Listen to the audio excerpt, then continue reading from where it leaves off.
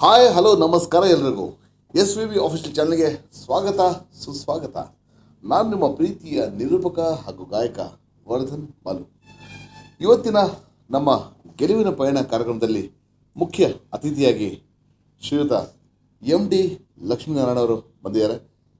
ಸಮಾಜ ಸೇವಕರು, ರಾಜಕೀಯ ಮತ್ಸದಿ, ಆಧ್ಯಾತ್ಮಿಕ ಚಿಂತನಕರು ಮತ್ತು ರೈತ ಬಾಂಧವರು, ನೇಕಾರ ಸಮುದಾಯದ ಒಕ್ಕೂಟ ಸಮುದಾಯದ ಮತ್ತು ಸಾಮಾಜಿಕ ಒಂದು ಹೋರಾಟಗಾರರು ಅಂತ ಹೇಳ್ಬೋದು. ಅವರಿಗೆ ಸ್ವಾಗತ ವಹಿಸೋಣ ನಮ್ಮ SVB ಆಫೀಷಿಯಲ್ ಚಾನಲ್ಗೆ. ಅವರು ಆಗಮಿಸಿದ್ದಾರೆ. ನಮಸ್ಕಾರ ಲಕ್ಷ್ಮೀನಾರಾಯಣ ಸರ್, ಹೇಗಿದ್ದೀರಾ? ಚೆನ್ನಾಗಿದ್ದೀನಿ. ಸರ್. ಸೊ ಹೇಗೆ ಅನಿಸ್ತಾ ಇದೆ ತಾವು ನಮ್ಮ ಚಾನಲ್ ಬಂದಿದ್ದೀರಾ? ವಿಶೇಷವಾಗಿ ಇವತ್ತು ತಮ್ಮ ಆಹ್ವಾನದ ಮೇರೆಗೆ ಏನಿವತ್ತು SVB ಅಫಿಷಿಯಲ್ ಚಾನಲ್ ಮುಖಾಂತರ ವೀಕ್ಷಣೆ ಮಾಡ್ತಾ ಇರ್ತಕ್ಕಂಥ ರಾಜ್ಯದ ಜನತೆಗೆ ನಾನು ಮೊದಲು ಅವರಿಗೆ ನಮಸ್ಕಾರವನ್ನು ಹೇಳ್ತಾ, ತಮಗೂ ಕೂಡ ಆಹ್ವಾನ ಕೊಟ್ಟಿದ್ದಕ್ಕೆ ನಮಸ್ಕಾರ ಹೇಳ್ತಾ, ಈ SVB ಚಾನಲ್ ಮುಖಾಂತರ ನೋಡ್ತಾ ಇರ್ತಕ್ಕಂಥ ವೀಕ್ಷಕರಿಗೆ ನಾನು ಚಿಕ್ಕಂದಿನಿಂದ ನಡೆದು ಬಂದ ದಾರಿಯ ಬಗ್ಗೆ ತಾವು ಅಪೇಕ್ಷಿತವಾಗಿ ಹೇಳ್ತಾ ಇರ್ತಕ್ಕಂಥದ್ದು. ಖಂಡಿತ. ನಾನು ತುಮಕೂರು ಜಿಲ್ಲೆ ತುರುವೇಕೆರೆ ತಾಲೂಕಿನ ಮುನಿಯೂರು ಗ್ರಾಮ, ಅಲ್ಲಿ ನಾನು ಜನಿಸಿದ್ದು 1956ನೇ ಇಸ್ವಿ ಏಪ್ರಿಲ್ 12ನೇ ತಾರೀಕಂದು. ಅವತ್ತು ಯುಗಾದಿ ಹಬ್ಬದ ದಿನ ನನ್ನ ತಾಯಿ ದಿವಂಗತ ರಂಗಮ್ಮನವರು ನನಗೆ ಜನ್ಮ ಕೊಟ್ಟಂಥದ್ದು. ನನ್ನ ತಂದೆಯವರಾಗಿರ್ತಕ್ಕಂಥ ಸನ್ಮಾನ್ಯ ದಿವಂಗತ ಶ್ರೀ S ದಾಸಪ್ಪ ಶೆಟ್ಟರು ಮುನಿಯೂರಿನಲ್ಲಿ ಅವರು ಮೊದಲಿಂದಲೂ ಕೂಡ ವ್ಯಾಪಾರ ವೃತ್ತಿಯನ್ನು ಪ್ರಾರಂಭ ಮಾಡಿ, ವಿಶೇಷವಾಗಿ ಜವಳಿ ಅಂಗಡಿ ಹಾಗೂ ಕೊಬ್ಬರಿ ಅಂಗಡಿಯನ್ನು ಪ್ರಾರಂಭ ಮಾಡಿ, ಇಡೀ ತಾಲ್ಲೂಕಿನ ನಮ್ಮ ರೈತ ಬಾಂಧವರಿಗೆ ಎಲ್ಲ ರೀತಿಯ ಪ್ರೋತ್ಸಾಹ ಮತ್ತು ಸಹಾಯ ಸೌಕರ್ಯ ಎಲ್ಲವನ್ನು ಕೂಡ ನೋಡೋ ಮೂಲಕ ಅವರು ಅವತ್ತಿನ ಕಾಲದಲ್ಲಿ ಹೆಸರು ಮಾಡಿರ್ತಕ್ಕಂಥದ್ದು. ಅಂಥ ಸಂದರ್ಭದಲ್ಲಿ ಅವರು ದಿಢೀರಂತೇಳಿ ಅಂತ 1974ನೇ ಇಸ್ವಿನಲ್ಲಿ ಹೃದಯಾಘಾತದಿಂದ ತೀರೋಗಿರ್ತಕ್ಕಂಥದ್ದು. ತದನಂತರ ನನ್ನ ತಾಯಿಯವರಾಗಿರ್ತಕ್ಕಂಥ ಶ್ರೀಮತಿ ರಂಗಮ್ಮನವರು ಇಡೀ ಮನೆಯ ಪೂರ್ಣ ಜವಾಬ್ದಾರಿಯನ್ನು ತೆಗೆದುಕೊಂಡು ನಮ್ಮನ್ನೆಲ್ಲರೂ ಕೂಡ ಸಿಂಗಲ್ ಪ್ಯಾರೆಂಟ್ ಆಗಿ, ಹೌದು, ಖಂಡಿತವಾಗಿ ಕೂಡ ಅವ್ರು ತೀರೋದಂಥ ಸಂದರ್ಭದಲ್ಲಿ ನಾನಿನ್ನೂ ಕೂಡ SSLC ಓದ್ತಾ ಇದ್ದೆ. ಸೊ ಆ ಸಂದರ್ಭದಲ್ಲಿ ಎಲ್ಲ ಜವಾಬ್ದಾರಿಯು ಕೂಡ ನಮ್ಮ ತಾಯಿಯವ್ರ ಮೇಲೆ ಬಿತ್ತು. ನಾನು ಮತ್ತು ನನ್ನ ಸಹೋದರ MD ಮೂರ್ತಿ ಅಂತ ಇಬ್ಬರ ಮೇಲೂ ಕೂಡ ಜವಾಬ್ದಾರಿ ಬಿದ್ದಂಥ ಸಂದರ್ಭದಲ್ಲಿ ನನ್ನ ತಾಯಿಯವರು ಪೂರ್ಣವಾಗಿರ್ತಕ್ಕಂಥ ಇಡೀ ವ್ಯವಹಾರದ ದೃಷ್ಟಿಯಿಂದ ನಮ್ಮನ್ನು ಬೆಳೆಸಲಿಕ್ಕೆ ಪ್ರಾರಂಭ ಮಾಡಿರ್ತಕ್ಕಂಥದ್ದು. ದೊಡ್ಡ ಜವಾಬ್ದಾರಿ. ಹೌದು, ತುಂಬ ದೊಡ್ಡ ಜವಾಬ್ದಾರಿಯನ್ನು ನಮ್ಮ ಹೆಗಲ ಮೇಲೆ ಕೊಟ್ಟಿರ್ತಕ್ಕಂಥದ್ದು. ಅಂಥ ಸಂದರ್ಭದಲ್ಲಿ ಏನು ನಮ್ಮ ತಂದೆಯವರಾಗಿರ್ತಕ್ಕಂಥ ಸನ್ಮಾನ್ಯ S ದಾಸಪ್ಪ ಶೆಟ್ಟರು ನಡ್ಕೊಂಬಂದಂಥ ವ್ಯವಹಾರದಲ್ಲಿ ಕಿಂಚಿತ್ತೂ ಕೂಡ ಕುಂದು ಕೊರತೆ ಬಾರದ ಹಾಗೆ ಎಲ್ಲ ರೀತಿಯ ಸಮರ್ಪಕವಾಗಿರ್ತಕ್ಕಂಥ ಇಡೀ ತಾಲ್ಲೂಕಿನ ನಮ್ಮ ರೈತ ಬಂಧುಗಳನ್ನು ಜಾತಿ ಮತವನ್ನು ಮರೆತು ಎಲ್ಲರನ್ನು ಕೂಡ ಒಂದೇ ರೀತಿಯಲ್ಲಿ ಕಾಣಬೇಕು ಅಂತಕ್ಕಂಥದ್ದು ನನ್ನ ತಾಯಿಯವರ ಒಂದು ಮನಸ್ಸು. ಆ ಹಿನ್ನೆಲೆಯಲ್ಲಿ ಅದೇ ರೀತಿಯ ಅವರ ಪ್ರೇರಣೆಯಿಂದ ನಾವೆಲ್ಲರೂ ಕೂಡ ಮುಂದಿನ ದಿನಮಾನಗಳಲ್ಲಿ ಬಂದಂಥ ಎಲ್ಲರನ್ನೂ ಕೂಡ ಪ್ರೀತಿಯಿಂದ ವಿಶ್ವಾಸದಿಂದ ತಗೊಂಡಂಥದ್ದು. ತದನಂತರ ಆಗಿರ್ತಕ್ಕಂಥದ್ದು, ನಾನು ಕೂಡ ವಿದ್ಯಾಭ್ಯಾಸ ಮುಗಿಸಿ ಕೊನೆಗೆ ವ್ಯಾವಹಾರಿಕವಾಗಿ ಅಂಗಡಿನ ನೋಡ್ಕೋಬೇಕಾದಂಥ ಸಂದರ್ಭ. ಆ ಸಂದರ್ಭದಲ್ಲಿ ನಮ್ಮ ಎಲ್ಲ ವರ್ತಕ ಮಿತ್ರರು ಸೇರಿ ತುರುವೇಕೆರೆಯಲ್ಲಿರ್ತಕ್ಕಂಥ ವ್ಯವಸಾಯೋತ್ಪನ್ನ ಮಾರುಕಟ್ಟೆ ಸಮಿತಿಗೆ ನನ್ನನ್ನು ನಿರ್ದೇಶಕನಾಗಿ ಸರ್ವಾನುಮತದಿಂದ ಆಯ್ಕೆ ಮಾಡಿದ್ರು. ಯಾವ ವಯಸ್ಸು ತಮ್ಮದು? 1980ನೇ ಇಸ್ವಿನಲ್ಲಿ, 1980ನಲ್ಲಿ ಅಲ್ಲಿಂದ ಒಂದು ರಾಜಕೀಯ ಧ್ರುವೀಕರಣ ಪ್ರಾರಂಭ ಆಯಿತು ಅಂತಕ್ಕಂಥ. ಅವಾಗಲೇ 1980ರಲ್ಲೇ ಒಂದು ರಾಜಕೀಯ ವ್ಯವಸ್ಥೆ ಶುರುವಾಯಿತು. ತದನಂತರ ಅಲ್ಲಿ ರಾಜಕಾರಣದಲ್ಲಿದ್ದಂಥ ನಮ್ಮ ಹಿರಿಯರು ಬಂದು ನನ್ನಲ್ಲಿ ಕೂತು ಚರ್ಚೆ ಮಾಡಿ ಹಿಂದಿನ ಕಾಲದ ಸನ್ಮಾನ್ಯ ರಾಮಕೃಷ್ಣ ಹೆಗ್ಡೆ ಅವ್ರನ್ನ ನಾನು ನೆನೆಸ್ಕೋಬೇಕಾಗತ್ತೆ. ಅವರ ಪಕ್ಷವಾಗಿರ್ತಕ್ಕಂಥ ನೇಗಿಲು ಹೊತ್ತ ರೈತ ಆ ಹಿನ್ನೆಲೆಯಲ್ಲಿ ಆ ಪಕ್ಷದಲ್ಲಿ ಗುರುಸ್ಕೊಂಡು ಆ ಮುಖಾಂತರ ರಾಜಕಾರಣದಲ್ಲಿ ಬಂದಂತ. ಹೌದು. ನಂತರದ ದಿನಗಳಲ್ಲಿ ನಾವೇನು ಊರಿನಲ್ಲಿರೋಂಥ ಸಂದರ್ಭದಲ್ಲಿ ಇಡೀ ಊರಿನ ಮುನಿಯೂರು ಗ್ರಾಮದಲ್ಲಿರ್ತಕ್ಕಂಥ ಎಲ್ಲ ಯುವಕರನ್ನ ಒಟ್ಟುಗೂಡಿಸಿ ನಾವು ಒಟ್ಟಾಗಿ ಯಾವುದೇ ಕಾರಣಕ್ಕೂ ಕೂಡ ಮನಸ್ತಾಪ ಬಾರದಾಗೆ ಎಲ್ಲರನ್ನು ಪ್ರೀತಿ ವಿಶ್ವಾಸದಿಂದ ತೆಗೆದುಕೊಂಡು ಹೋಗ್ತಕ್ಕಂಥ ವ್ಯವಸ್ಥೆ ಒಳಗಡೆ ಒಟ್ಟಾಗಿ ಹೋಗ್ತಾ ಇತ್ತು. ಆ ಹಿನ್ನೆಲೆಯಲ್ಲಿ ಗ್ರಾಮದಲ್ಲಿ ನಮ್ಮ ಏನು ಮುನಿಯೂರು ಗ್ರಾಮ ಅಂತ ನಾವೇನು ಹೇಳ್ತೀವಿ, ಅಲ್ಲಿ ನಮ್ಮ ಗ್ರಾಮ ದೇವತೆ ಆಗಿರ್ತಕ್ಕಂಥ ತಾಯಿ ಮಾತೆ ಹೊನ್ನಮ್ಮ ದೇವಿಯ ದೇವಸ್ಥಾನವನ್ನು ಮಾಡ್ತಕ್ಕಂಥದ್ದು, ಹಾಗೆ ಪಕ್ಕದಲ್ಲಿರ್ತಕ್ಕಂಥ ಈಶ್ವರ ಸ್ವಾಮಿಯ ದೇವಸ್ಥಾನ, ಹೀಗೆ ಹಲವಾರು ಕಾರ್ಯಕ್ರಮಗಳನ್ನು ಮಾಡೋ ಮೂಲಕ ಮುಂದಿನ ದಿನಮಾನಗಳಲ್ಲಿ ತಾಲೂಕು ಮಟ್ಟಕ್ಕೆ ಬಂದಾಗ JC ಕ್ಲಬ್ ಇರ್ಬೋದು, ರೋಟರಿ ಕ್ಲಬ್ ಇರ್ಬೋದು, ಲಯನ್ಸ್ ಸಂಸ್ಥೆನಲ್ಲಿ ನಮ್ಮ ಎಲ್ಲ ಸ್ನೇಹಿತರು ವಿದ್ಯಾವಂತರು ಪರಿಣಿತರು ಸೇರಿ ನನ್ನನ್ನು ಲಯನ್ಸ್ ಕ್ಲಬ್ಗೆ ಚಾರ್ಟರ್ ಪ್ರೆಸಿಡೆಂಟ್ ಆಗಿ ಅಂದರೆ ಸ್ಥಾಪಕ ಅಧ್ಯಕ್ಷನಾಗಿ ತೆಗೆದುಕೊಂಡ್ರು. ಫೌಂಡರ್ ಪ್ರೆಸಿಡೆಂಟ್ ಅಂತ ಮಾಡಿದಂಥ ಸಂದರ್ಭದಲ್ಲಿ ನಮ್ಮ ತಂದೆಯವರ ಹೆಸರಲ್ಲಿ ಪ್ರತಿ ತಿಂಗಳು ಕೂಡ ನಾವು ಉಚಿತವಾಗಿ ಕಣ್ಣಿನ ಚಿಕಿತ್ಸಾ ಶಿಬಿರಗಳನ್ನು ಪ್ರತಿಯೊಂದು ತಾಲೂಕು ಮಟ್ಟದಲ್ಲಿ ಹೋಬಳಿ ಮಟ್ಟದಲ್ಲಿ ಎಲ್ಲ ಕಡೆಯಲ್ಲೂ ಕೂಡ ಮಾಡಲಿಕ್ಕೆ, ಅದರಲ್ಲಿ ವಿಶೇಷವಾಗಿ ಬೆಂಗಳೂರಿನಲ್ಲಿ ಸನ್ಮಾನ್ಯ MC ಮೋದಿಯವರು ಕಣ್ಣಿನ ಚಿಕಿತ್ಸೆಗೆ ಒಳ್ಳೆ ಉತ್ತಮವಾಗಿರ್ತಕ್ಕಂಥ ವೈದ್ಯರು ಅಂತೇಳಿ ಅಂತ ಗೊತ್ತಾದ ನಂತರ ಅವರೇ ಪ್ರತಿ ತಿಂಗಳು ಬಂದು ನಮ್ಮ ಲಯನ್ಸ್ ಕ್ಲಬ್ ಮುಖಾಂತರ ಚಿಕಿತ್ಸೆಯನ್ನ ನಮ್ಮ ರೈತಾಪಿ ಜನಗಳಿಗೆ ಕೊಡ್ತಾ ಇದ್ರು. ಅದು ಹೆಣ್ಣಿರ್ಲಿ ಗಂಡಿರ್ಲಿ ಎಲ್ಲ ರೀತಿಯಿಂದಲೂ ಕೂಡ ಕೊಡ್ತಾ ಇದ್ರು. ಸಾಮಾಜಿಕ ಕೆಲಸ ಎಲ್ಲ ಅವಾಗಿಂದ ಶುರುವಾಯಿತು. ಅವಾಗಲೇ ಶುರುವಾಯಿತು. ಚಿಕ್ಕಂದಿಂದಲೇ ಸಾಮಾಜಿಕ ಕೆಲಸವನ್ನ ಪ್ರಾರಂಭ ಮಾಡ್ತಾ ಇದ್ರು. ವ್ಯಾಪಾರ. ಹೌದು. ಸನ್ಮಾನ್ಯ ಯಾರು ನಮ್ಮ ದಿವಂಗತ ದಾಸಪ್ಪ ಶೆಟ್ಟರು ಅವರ ಹೆಸರಿನಲ್ಲಿ ಲಯನ್ಸ್ ಕ್ಲಬ್ ಮುಖಾಂತರ ಪ್ರತಿಯೊಂದು ಹಂತದಲ್ಲೂ ಕೂಡ ಆರೋಗ್ಯ ಶಿಬಿರಗಳನ್ನ ನಾವು ಮಾಡಲಿಕ್ಕೆ ಪ್ರಾರಂಭ ಮಾಡಿದ್ವಿ. ನಿರಂತರವಾಗಿ ನಡೀತಾ ಇತ್ತು. ಮೊದಲು ತುರುವೇಕೆರೆ ನಗರದಲ್ಲಿ ಪ್ರಾರಂಭ ಮಾಡಿದ್ವಿ. ಅದಾದ ನಂತರ ಹೋಬಳಿ ಮಟ್ಟದಲ್ಲಿ ಶುರು ಮಾಡಿದ್ವಿ. ನಂತರ ಗ್ರಾಮೀಣ ಪ್ರದೇಶದಲ್ಲಿ ಗ್ರಾಮ ಪಂಚಾಯಿತಿ ಮಟ್ಟಕ್ಕೂ ಕೂಡ ಹೋಗಿ ಸುಮಾರು 10 ರಿಂದ 12 ವರ್ಷಗಳ ಕಾಲ ಉಚಿತವಾಗಿ ಡಾಕ್ಟರ್ MC ಮೋದಿ ಅವ್ರ ಮುಖಾಂತರ ಲಯನ್ಸ್ ಕ್ಲಬ್ನ ನೆರವಿನೊಂದಿಗೆ ನಾವು ಉಚಿತವಾಗಿ ಚಿಕಿತ್ಸೆ ಮಾಡ್ಲಿಕ್ಕೆ ಶುರುವಾದ್ವಿ. ಸರ್, ತಾವು ತಮ್ಮ ತಂದೆ ತೀರಿ ಹೋದಾಗ ತಮ್ಮ ವಯಸ್ಸು ನನಗೆ ಅವತ್ತು 18 ವರ್ಷ. ಹೌದೌದು. ಚಿಕ್ಕ ವಯಸ್ಸಿನಲ್ಲೇ ಅವರು ಆದ್ರೂ ತಂದೆ ಮಾಡಿದಂತ ಕೆಲಸ ತಾವು ನೋಡ್ತಾ ಬಂದಿದ್ದೀರಾ? ಖಂಡಿತ ನಾವು ನೋಡ್ತಾ ಇದ್ವಿ, ಆದ್ರೆ ಅದಕ್ಕೆ ಇನ್ವಾಲ್ವ್ ಆಗಿರ್ಲಿಲ್ಲ. ಅದರ ಮಹತ್ವ ಗೊತ್ತಾಗಲಿಲ್ಲ. ನಮ್ಮ ತಾಯಿ ಮತ್ತು ತಂದೆ ಇಬ್ರು ಸೇರಿ ವ್ಯಾಪಾರ ವಹಿವಾಟಿನಲ್ಲಿ ತುಂಬಾ ಚೆನ್ನಾಗಿ ಹೆಸರು ಮಾಡಿದ್ರು. ಇಡೀ ಕ್ಷೇತ್ರವೇ ಅವ್ರನ್ನ ಒಂದು ತುಂಬಾ ಪ್ರೀತಿಯಿಂದ ಕಾಣ್ತಾ ಇದ್ರು. ಅದ್ರ ಜೊತೆಗೆ ಬಂದಂತರಿಗೆ ಊಟ ವಸತಿಯನ್ನು ಕೂಡ ಯಾವುದೇ ಕಾರಣಕ್ಕೂ ಕೂಡ ಮಾಡ್ತಾ ಇದ್ರು. ಹೌದೌದು. ಅದರಿಂದ ಆ ಒಂದು ವ್ಯವಸ್ಥೆ ಒಳಗಡೆ ನಾವು ಕೂಡ ಅದನ್ನ ಮುಂದುವರ್ಸ್ಕೊಂಡ್ ಬಂದ್ವಿ. ಊಟ ಹಾಕೋದಿರ್ಬೋದು, ಈ ರೀತಿ ನಮಗೆ ಉಪಚಾರ ಮಾಡ್ತಕ್ಕಂಥದ್ದು ಇರ್ಬೋದು, ಲಯನ್ಸ್ ಕ್ಲಬ್ ಮುಖಾಂತರ ಅನೇಕ ಶಿಬಿರಗಳನ್ನ ಮಾಡ್ತಕ್ಕಂಥದ್ದಿರ್ಬೋದು, ಈ ಎಲ್ಲ ಬೆಳವಣಿಗೆಯ ಮುಖಾಂತರ ನಾವು ಮುಂದೆ ಬಂದಂಥ ಸಂದರ್ಭದಲ್ಲಿ 90ನೇ ಇಸ್ವಿನಲ್ಲಿ 90ನಲ್ಲಿ ರಾಜಕೀಯ ವ್ಯವಸ್ಥೆಗೆ ಅವತ್ತು ಸನ್ಮಾನ್ಯ ನಮ್ಮ ತುಮಕೂರು ಜಿಲ್ಲೆನಲ್ಲಿ ಸಂಸದರಾಗಿರ್ತಕ್ಕಂಥ ಎಸ್ ಮಲ್ಲಿಕಾರ್ಜುನಯ್ಯನವರು ಹಿರಿಯ ರಾಜಕಾರಣಿಗಳಿದ್ದರು. ಅದ್ರ ಜೊತೆಗೆ ನಮ್ಮ ಜಿಲ್ಲಾಧ್ಯಕ್ಷ ಆಗಿರ್ತಕ್ಕಂಥ ಕಾ ಬೋರಪ್ಪನವರು ಕೂಡ ಜೊತೆನಲ್ಲಿದ್ದರು. ಅವರು ಸೇರಿ ನಮ್ಮ ಮನೆಗೆ ಬಂದು, ಇಲ್ಲ ನೀವು ಉತ್ತಮವಾಗಿರ್ತಕ್ಕಂಥ ಹೆಸರು ಮಾಡಿದ್ದೀರಿ, ದಯವಿಟ್ಟು ನೀವು ಬಂದು ಭಾರತೀಯ ಜನತಾ ಪಾರ್ಟಿಯ ಪಕ್ಷಕ್ಕೆ ನೀವು ಸೇರಬೇಕು ಅಂತಕ್ಕಂಥ ಮಾತನ್ನು ಹೇಳಿದಾಗ ಯಡಿಯೂರಪ್ಪಾಜಿಯವ್ರನ್ನ ಕರ್ಕೊಂಡು ಮನೆಗೆ ಬಂದರು. ಕರ್ಕೊಂಬಂದಾಗ ಅವರು ಒಪ್ಪಿ ಖಂಡಿತವಾಗಿ ಕೂಡ ಮುಂದಿನ ದಿನಮಾನಗಳಲ್ಲಿ ನೀವು ರಾಜಕೀಯಕ್ಕೆ ಬರಬೇಕು, ನಿಮ್ಮ ಸೇವೆ ಅಗತ್ಯ ಇದೆ ಅಂತಕ್ಕಂಥ ಮಾತನ್ನು ಹೇಳಿದಾಗ ಅವರ ನೇತೃತ್ವದಲ್ಲಿ ನಾನು ಭಾರತೀಯ ಜನತಾ ಪಾರ್ಟಿಯನ್ನು ಭಾರತೀಯ ಜನತಾ ಪಾರ್ಟಿ ಸೇರಿದೆ. ಅದು ಖುಷಿ ಮಾತು. ಸೇರಿದ್ದೀನಿ. ನಂತರ ಮತ್ತೆ ಇದು ಸಮಾಜ ಸೇವೆ ಮಾಡ್ಬೇಕಂದ್ರೆ ಪ್ರೇರಣೆ ಯಾರಿಂದ? ಅದು ಇನ್ನು ಹೇಳ್ತೀನಿ, ಅಲ್ಲಿಗೆ ಬರ್ತೀನಿ. ಎಸ್ ಅಲ್ಲಿಗೆ ಬರ್ತೀನಿ. ಎಸ್. ಬಂದಾಗ 1994ನೇ ಇಸ್ವಿನಲ್ಲಿ ನನಗೆ ಸನ್ಮಾನ್ಯ ಯಡಿಯೂರಪ್ಪನವರು ತುರುವೇಕೆರೆ ವಿಧಾನಸಭಾ ಕ್ಷೇತ್ರಕ್ಕೆ ಬಿ ಫಾರ್ಮ್ ಕೊಡೋದ್ರ ಮೂಲಕ MLA ನೀನು ನಿಲ್ಲು ಗೆಲ್ತೀಯ ಅಂತ ಆಶೀರ್ವಾದ ಮಾಡಿದ್ರು. ವಾ. ಆಯಿತು, ಚುನಾವಣೆ ಬಂತು, ಚುನಾವಣೆ ಎದುರಿಸಿದ್ವಿ.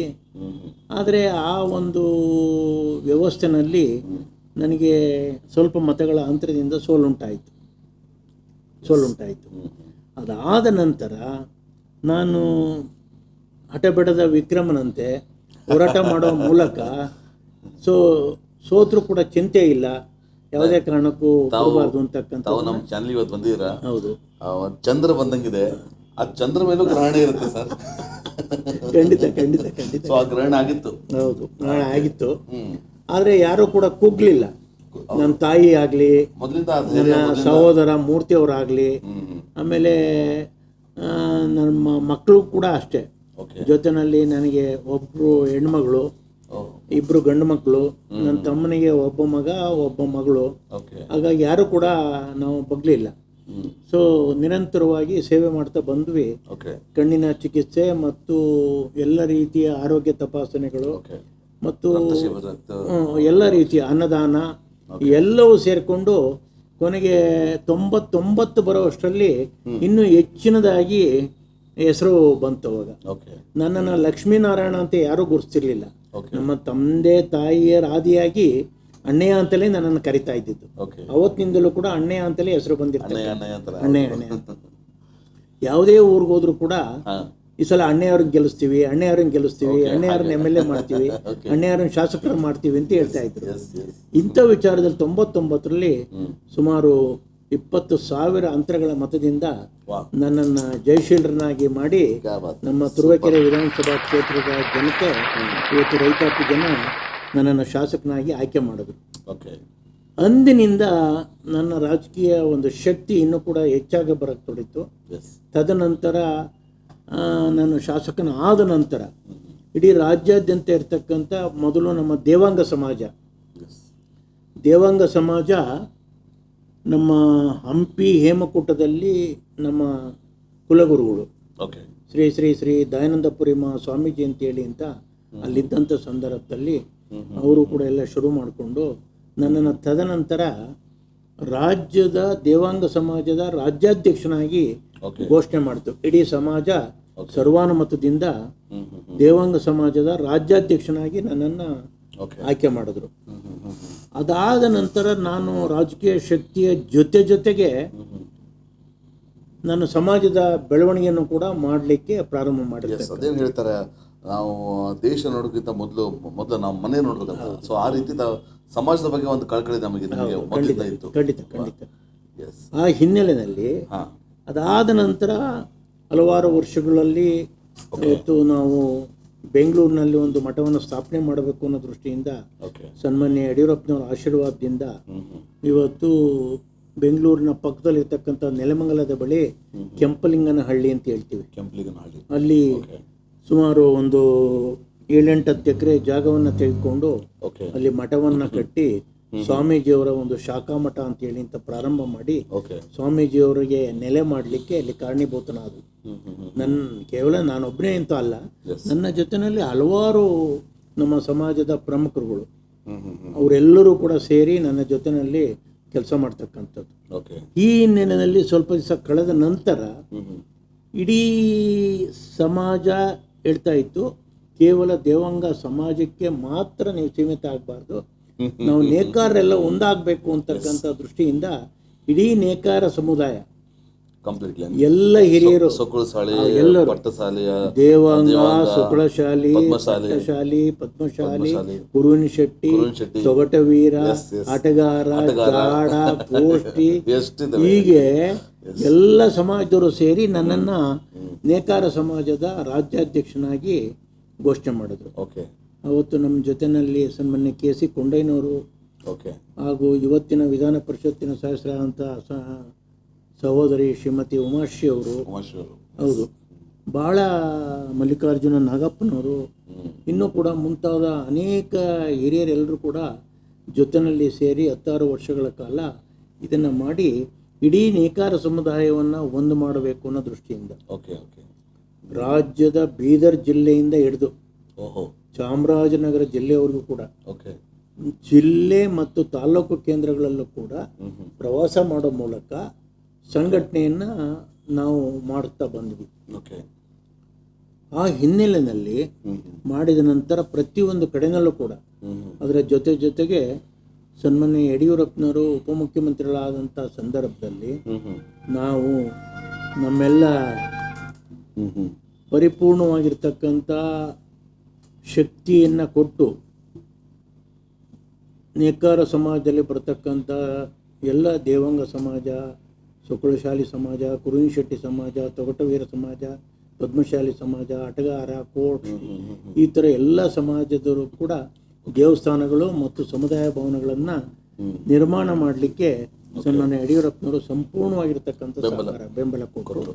ಇವತ್ತು ಅವೆಲ್ಲವೂ ಕೂಡ ಸುಮಾರು ಒಂದು 300-400 ಸಮುದಾಯ ಭವನಗಳು, ಒಂದು 300-400 ದೇವಸ್ಥಾನಗಳು, ಕೆಲವು ಅರ್ಧಂಬರ್ಧಂ ಆಗಿದ್ದಾವೆ, ಕೆಲವೆಲ್ಲ ಪೂರ್ಣ ಆಗಿದೆ, ಹೀಗೆ ನಡೀತಾ ಇದೆ. ಆ ಹಿನ್ನೆಲೆಯಲ್ಲಿ ತದನಂತರ ಬಂದಂಥ ಚುನಾವಣೆಯಲ್ಲಿ ನಮ್ಮ ವಿಧಾನಸಭಾ ಕ್ಷೇತ್ರ, ತುರುವೇಕೆರೆ ವಿಧಾನಸಭಾ ಕ್ಷೇತ್ರದ ಮತದಾರರು ಸ್ವಲ್ಪ ಯಾಕೋ ಹಿಂದೇಟು ಹಾಕಿದ್ರು. ಸೊ ಲಕ್ಷ್ಮೀನಾರಾಯಣ ಅವರನ್ನ ಈ ಬಾರಿ ಗೆಲ್ಲಿಸ್ಬೇಕಾ ಬೇಡವಾ ಅನ್ನೋ ದೃಷ್ಟಿಯಿಂದ ಪ್ರಶ್ನೆ ಬಂತು. ಕೆಲವು ಮತಗಳ ಅಂತರದಿಂದ 2004ರಲ್ಲಿ ನಡೆದಂಥ ಚುನಾವಣೆಯಲ್ಲಿ ನನಗೆ ಸೋಲುಂಟಾಯಿತು. ಅದೇನು ಜಾಸ್ತಿ ಡಿಫರೆನ್ಸ್, ಹೆಚ್ಚು ಡಿಫರೆನ್ಸ್ ಇರಲ್ಲ, ತುಂಬ ಅಲ್ಪ ಮತಗಳಲ್ಲಿ ನಾನು ಸೋಲುಂಟಾಯಿತು. ಆದರೂ ಕೂಡ ನಾನು ಬಿಡಲಿಲ್ಲ. ಅದೇ ರೀತಿಯ ತಾಲೂಕಿನ ಜನತೆಗೆ ಸೇವೆಯನ್ನು ಮಾಡೋ ಮೂಲಕ ಮುಂದುವರೆದಾಗ 2007ರಲ್ಲಿ ಸನ್ಮಾನ್ಯ ಯಡಿಯೂರಪ್ಪನವರು ಉಪಮುಖ್ಯಮಂತ್ರಿಗಳಾಗಿ ಬಂದರು. ಅವತ್ತಿನ ಕಾಲದಲ್ಲಿ ಬಂದಾಗ ನನಗೆ ಒಂದು ಜವಾಬ್ದಾರಿ ಕೊಟ್ಟರು.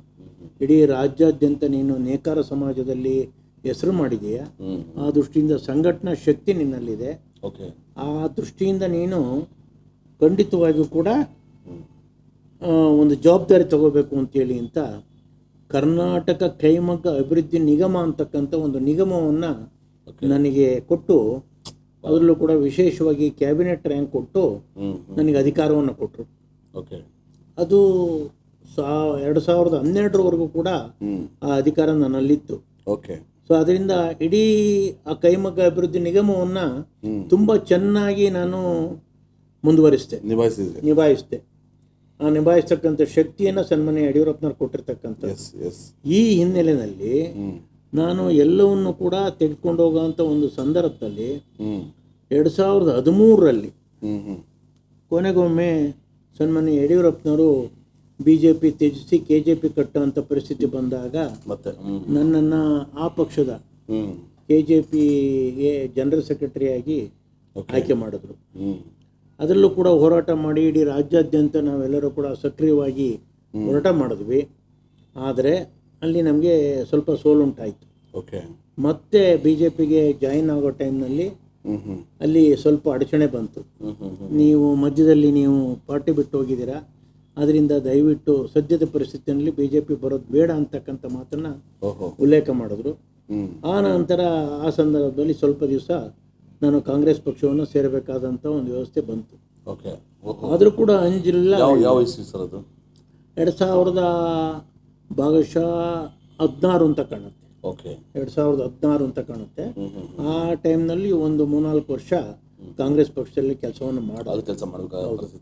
ಅಲ್ಲಿ ಕಾಂಗ್ರೆಸ್ ಪಕ್ಷದ ನಾಯಕರು ಅಂದರೆ ಏನು ಇವತ್ತು ಕಚ್ಚಾಟ ಜಾಸ್ತಿ ಇದೆ ಕಾಂಗ್ರೆಸ್ ಪಕ್ಷದಲ್ಲಿ. ಹೌದು, ನಾನಾಗಬೇಕು ಅಂತ ಕಚ್ಚಾಟ ಇದೆಯಲ್ಲ, ಅವತ್ತಿಂದಲೂ ಕೂಡ ಇತ್ತು. ನನ್ನ ಪರ ನಿಲ್ಲಬೇಕು ಅಂತೇಳಿ ಅಂತ. ಅವರಿಬ್ಬರ ಕಿತ್ತಾಟದಲ್ಲಿ ನನಗೆ ಮತ್ತೆ ಸೋಲುಂಟಾಯಿತು. ಆ ಸೋಲುಂಟಾದಾಗ ನಾನು ಹಿಂದಿನ ಚರಿತ್ರೆಯಿಂದ ನೆನೆಸ್ಕೊಂಡು ಮತ್ತೆ ನಾನು ಭಾರತೀಯ ಜನತಾ ಪಾರ್ಟಿಗೆ ಮರಳಿದೆ. ಖಂಡಿತ. ಸೊ ಆ ಹಿನ್ನೆಲೆಯಲ್ಲಿ ನಾನು ಇಡೀ ನೇಕಾರ ಸಮುದಾಯವನ್ನು ಇವತ್ತು ಬೀದರ್ ಜಿಲ್ಲೆಯಿಂದ ಹಿಡಿದು ಚಾಮರಾಜನಗರ ಜಿಲ್ಲೆವರೆಗೂ ಕೂಡ 10 ಮನೆ ಇರ್ತಕ್ಕಂಥ ಯಾವುದೇ ನೇಕಾರ ಇರ್ಬೋದು, ಅದು ಕೇವಲ ದೇವಾಂಗ ಅಥವಾ ಶುಕ್ಲಶಾಲಿ, ಪಟ್ಶಾಲಿ, ಹದಿನೇಕಾರ ಹೌದೌದು, ಕುರಿನ್ ಶೆಟ್ಟಿ ಈ ಥರ ಪದ್ಮಶಾಲಿ ಯಾವುದನ್ನು ಕೂಡ ಯೋಚನೆ ಮಾಡಲಿಲ್ಲ. ಪ್ರತಿಯೊಬ್ಬರೂ ಕೂಡ ವಿಶ್ವಾಸ ತೆಗೆದುಕೊಂಡು ಹೋಗ್ತಕ್ಕಂಥ ಕೆಲಸವನ್ನು ನಾನು ಮಾಡಿದೆ. ಅದಾಗಲಿ ಸಮಾವೇಶಗಳು, ಸಂಘಟನಾ ಶಕ್ತಿ ಎಲ್ಲವನ್ನೂ ಕೂಡ ನಿಭಾಯಿಸ್ತಕ್ಕಂಥ ಒಂದು ಶಕ್ತಿಯ ಮುಖಾಂತರ ಮುಖ್ಯಮಂತ್ರಿಗಳನ್ನ, ಮಂತ್ರಿಗಳನ್ನ ಕರ್ಕೊಂಡೋಗಿ ಮಾಡ್ತಕ್ಕಂಥದ್ದು. ಪ್ರತಿಯೊಂದು ಮನವಿ ಕೊಡ್ತಿದ್ರಿ. ಹೌದು. ಅದರ ಜೊತೆಗೆ ಕೊನೆಗೊಮ್ಮೆ ಚಿಂತನೆ ಬಂತು, ಇಡೀ ನೇಕಾರೆಲ್ಲ ಸೇರಿ ನಮ್ಮೆಲ್ಲರ ಆರಾಧ್ಯ ದೈವ ಶ್ರೀ ದೇವರ ದಾಸಿಮಯ್ಯನವ್ರದ್ದು ಒಂದು ಸಹಸ್ರಮಾನೋತ್ಸವ, 1000 ವರ್ಷ ಆಗಿತ್ತು ಆ ಟೈಮ್ನಲ್ಲಿ ಒಂದು ಸಹಸ್ರಮಾನೋತ್ಸವ ಕಾರ್ಯಕ್ರಮ ಮಾಡಬೇಕು ಅಂತಕ್ಕಂಥ ಒಂದು ಚಿಂತನೆ ಶುರುವಾಯಿತು. ಸನ್ಮಾನ್ಯ ಯಡಿಯೂರಪ್ಪನವರು ಮುಖ್ಯಮಂತ್ರಿಗಳಿದ್ದರು. ಅದು ಶ್ರೀ ದೇವರ ದಾಸಿಮಯ್ಯನವರ ಪೀಠ ಅವತ್ತು ಗುಲ್ಬರ್ಗ ಜಿಲ್ಲೆನಲ್ಲಿತ್ತು, ಇವತ್ತು ಬದಲಾಗಿದೆ. ಹಿಂದೆ ಗುಲ್ಬರ್ಗ ಜಿಲ್ಲೆಯಲ್ಲಿತ್ತು, ಸುರ್ಪುರ ತಾಲೂಕಿನಲ್ಲಿತ್ತು. ಅಲ್ಲಿ ಸುರ್ಪುರ ತಾಲೂಕಿನಲ್ಲಿ ಮುದುನೂರು ಅಂತಕ್ಕಂಥ ಗ್ರಾಮದಲ್ಲಿ ದೇವರ ದಾಸಿಮಯ್ಯ ನೆನೆಸಿದ್ರು. ಆ ಒಂದು ವ್ಯವಸ್ಥೆನಲ್ಲಿ ಸನ್ಮಾನ್ಯ ಮುಖ್ಯಮಂತ್ರಿಗಳಾಗಿರ್ತಕ್ಕಂಥ ಯಡಿಯೂರಪ್ಪನನ್ನ ಕರ್ಕೊಂಡೋಗಿ ಲಕ್ಷಾಂತರ ಜನ ಸೇರಿಸಿ ದಾಸೋಹ ವ್ಯವಸ್ಥೆ ಎಲ್ಲ ಮಾಡಿ ಕಾರ್ಯಕ್ರಮವನ್ನು ಮಾಡ್ತಕ್ಕಂಥದ್ದು ಒಂದು ಬಹಳ ಅದ್ಭುತವಾಗಿರ್ತಕ್ಕಂಥ ಒಂದು ಕಾರ್ಯಕ್ರಮ. ಅದೇ ರೀತಿಯ ಹಲವಾರು ಕಾರ್ಯಕ್ರಮಗಳನ್ನು ಕೇವಲ ಒಂದೇ ಸಮಾಜದ್ದಲ್ಲ, ದೇವಾಂಗ ಸಮಾಜದ್ದೇ ಅಲ್ಲ, ಅದ್ರಲ್ಲಿ ಬರ್ತಕ್ಕಂಥ ಎಲ್ಲ ಸಮಾಜಗಳಿಗೂ ಕೂಡ ಆಯಾ ಭಗವಂತನ ಆಶೀರ್ವಾದದ ಮೂಲಕ ನಾವು ಕೆಲಸವನ್ನು ಮಾಡೋದ್ರ ಮೂಲಕ ಇವತ್ತು ಕೂಡ ನಿಂತಿಲ್ಲ. ಬಟ್ ಎಲ್ಲ ಸಮಾಜ, ಶುಕ್ಲಶಾಲಿ ಸಮಾಜದವರು ಪ್ರತಿಯೊಂದು ಸಮಾಜದ ನಾವು ನೋಡ್ಕೋಬೇಕಂತ ಕಷ್ಟ ಆಗಿಲ್ವ ತಮಗೆ? ಕಷ್ಟ ಆದರೂ ಕೂಡ ಬಿಡಲಿಲ್ಲ ತಾವು. ಖಂಡಿತವಾಗಿ ಕೂಡ ಇಡೀ 24 ಗಂಟೆ ವೇಳೆಯಲ್ಲಿ 20 ಗಂಟೆ ಕೆಲಸ ಮಾಡಿದ್ದೀನಿ ಅಂದರೆ ತಪ್ಪಾಗಲ್ಲ. ಸೊ ಆ ಹಿನ್ನೆಲೆಯಲ್ಲಿ ನಾನೊಬ್ಬ ನೇಕಾರನಾಗಿ ನಿಮ್ಮಂತ ಒಂದು ಲೀಡರ್ನ ನಾವು ಪಡೆದಿದ್ದಕ್ಕೆ ನಾವು ನಿಜವಾಗ್ಲೂ ನಮ್ಗೆ ಬಹಳ ಖುಷಿ ಆಗುತ್ತೆ, ಹೆಮ್ಮೆ ಅನ್ಸುತ್ತೆ. ಸೊ ಇದಕ್ಕೆ ಪ್ರೇರಣೆ ಯಾರು ಅಂತ ಹೇಳ್ಬೋದಾ? ಇಲ್ಲ, ಪ್ರೇರಣೆ ಜನತೆ. ನಾನು ರಾಜಕೀಯಕ್ಕೆ ಖಂಡಿತವಾಗಿ ಕೂಡ ನಾನು ಶಾಸಕನಾಗಬೇಕು ಅಥವಾ ರಾಜಕೀಯಕ್ಕೆ ಬರಬೇಕು ಚಿಂತೆ ಇರಲಿಲ್ಲ. ನನಗೆ ಪ್ರೇರಣೆ ನಮ್ಮ ಲಯನ್ಸ್ ಕ್ಲಬ್ ಮುಖಾಂತರ ಸೇವೆ ಮಾಡೋದ್ನಲ್ಲ, ಡಾಕ್ಟರ್ MC ಮೋದಿಯವ್ರ ಮುಖಾಂತರ ಹಲವಾರು ಆರೋಗ್ಯ ತಪಾಸಣಾ ಶಿಬಿರ ಮಾಡೋದ್ನಲ್ಲ, ಆ ಮಾಡಿದಂಥ ಸಂದರ್ಭದಲ್ಲಿ ಬಂದಂಥ ಜನತೆ ಏನು ಸೇವೆ ಪಡೆದಿದ್ರಲ್ಲ, ಅವ್ರ ಬಾಯಿನಲ್ಲಿ ಬರೋಕ್ಕೆ ಶುರುವಾಯಿತು, ನೀವು ಯಾಕೆ ಶಾಸಕರಾಗಬಾರ್ದು. ಪ್ರೇರಣೆ ಜನತೆ.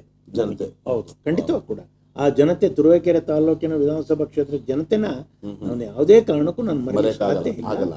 ಅವ್ರ ಬಾಯಿನಲ್ಲೇ ಬಂತು ನೀವು ಶಾಸಕರಾಗಬೇಕು ಅಂತೇಳಿ ಅಂತ. ನಾನು ಯಾವುದೇ ಕಾರಣಕ್ಕೂ ಕೂಡ ಯಾವುದೇ ಹಣ ಖರ್ಚು ಮಾಡ್ದಲೇ ಅವತ್ತಿನ ಕಾಲದಲ್ಲಿ ನಾನು ಶಾಸಕನಾಗಿ ಈಚೆಗೆ ಬಂದಂಥದ್ದು ಅಲ್ವಾ. ಆ ದೃಷ್ಟಿನಲ್ಲಿ ಅದಾದ ನಂತರ ಶಾಸಕನಾಗಿ ಬಂದ ನಂತರ ಪ್ರಪ್ರಥಮವಾಗಿ ವಿಧಾನಸಭೆಯಲ್ಲಿ ನೇಕಾರರ ಪರವಾಗಿ ಧ್ವನಿ ನಾನಿವತ್ತು ಎತ್ತಿದೆ.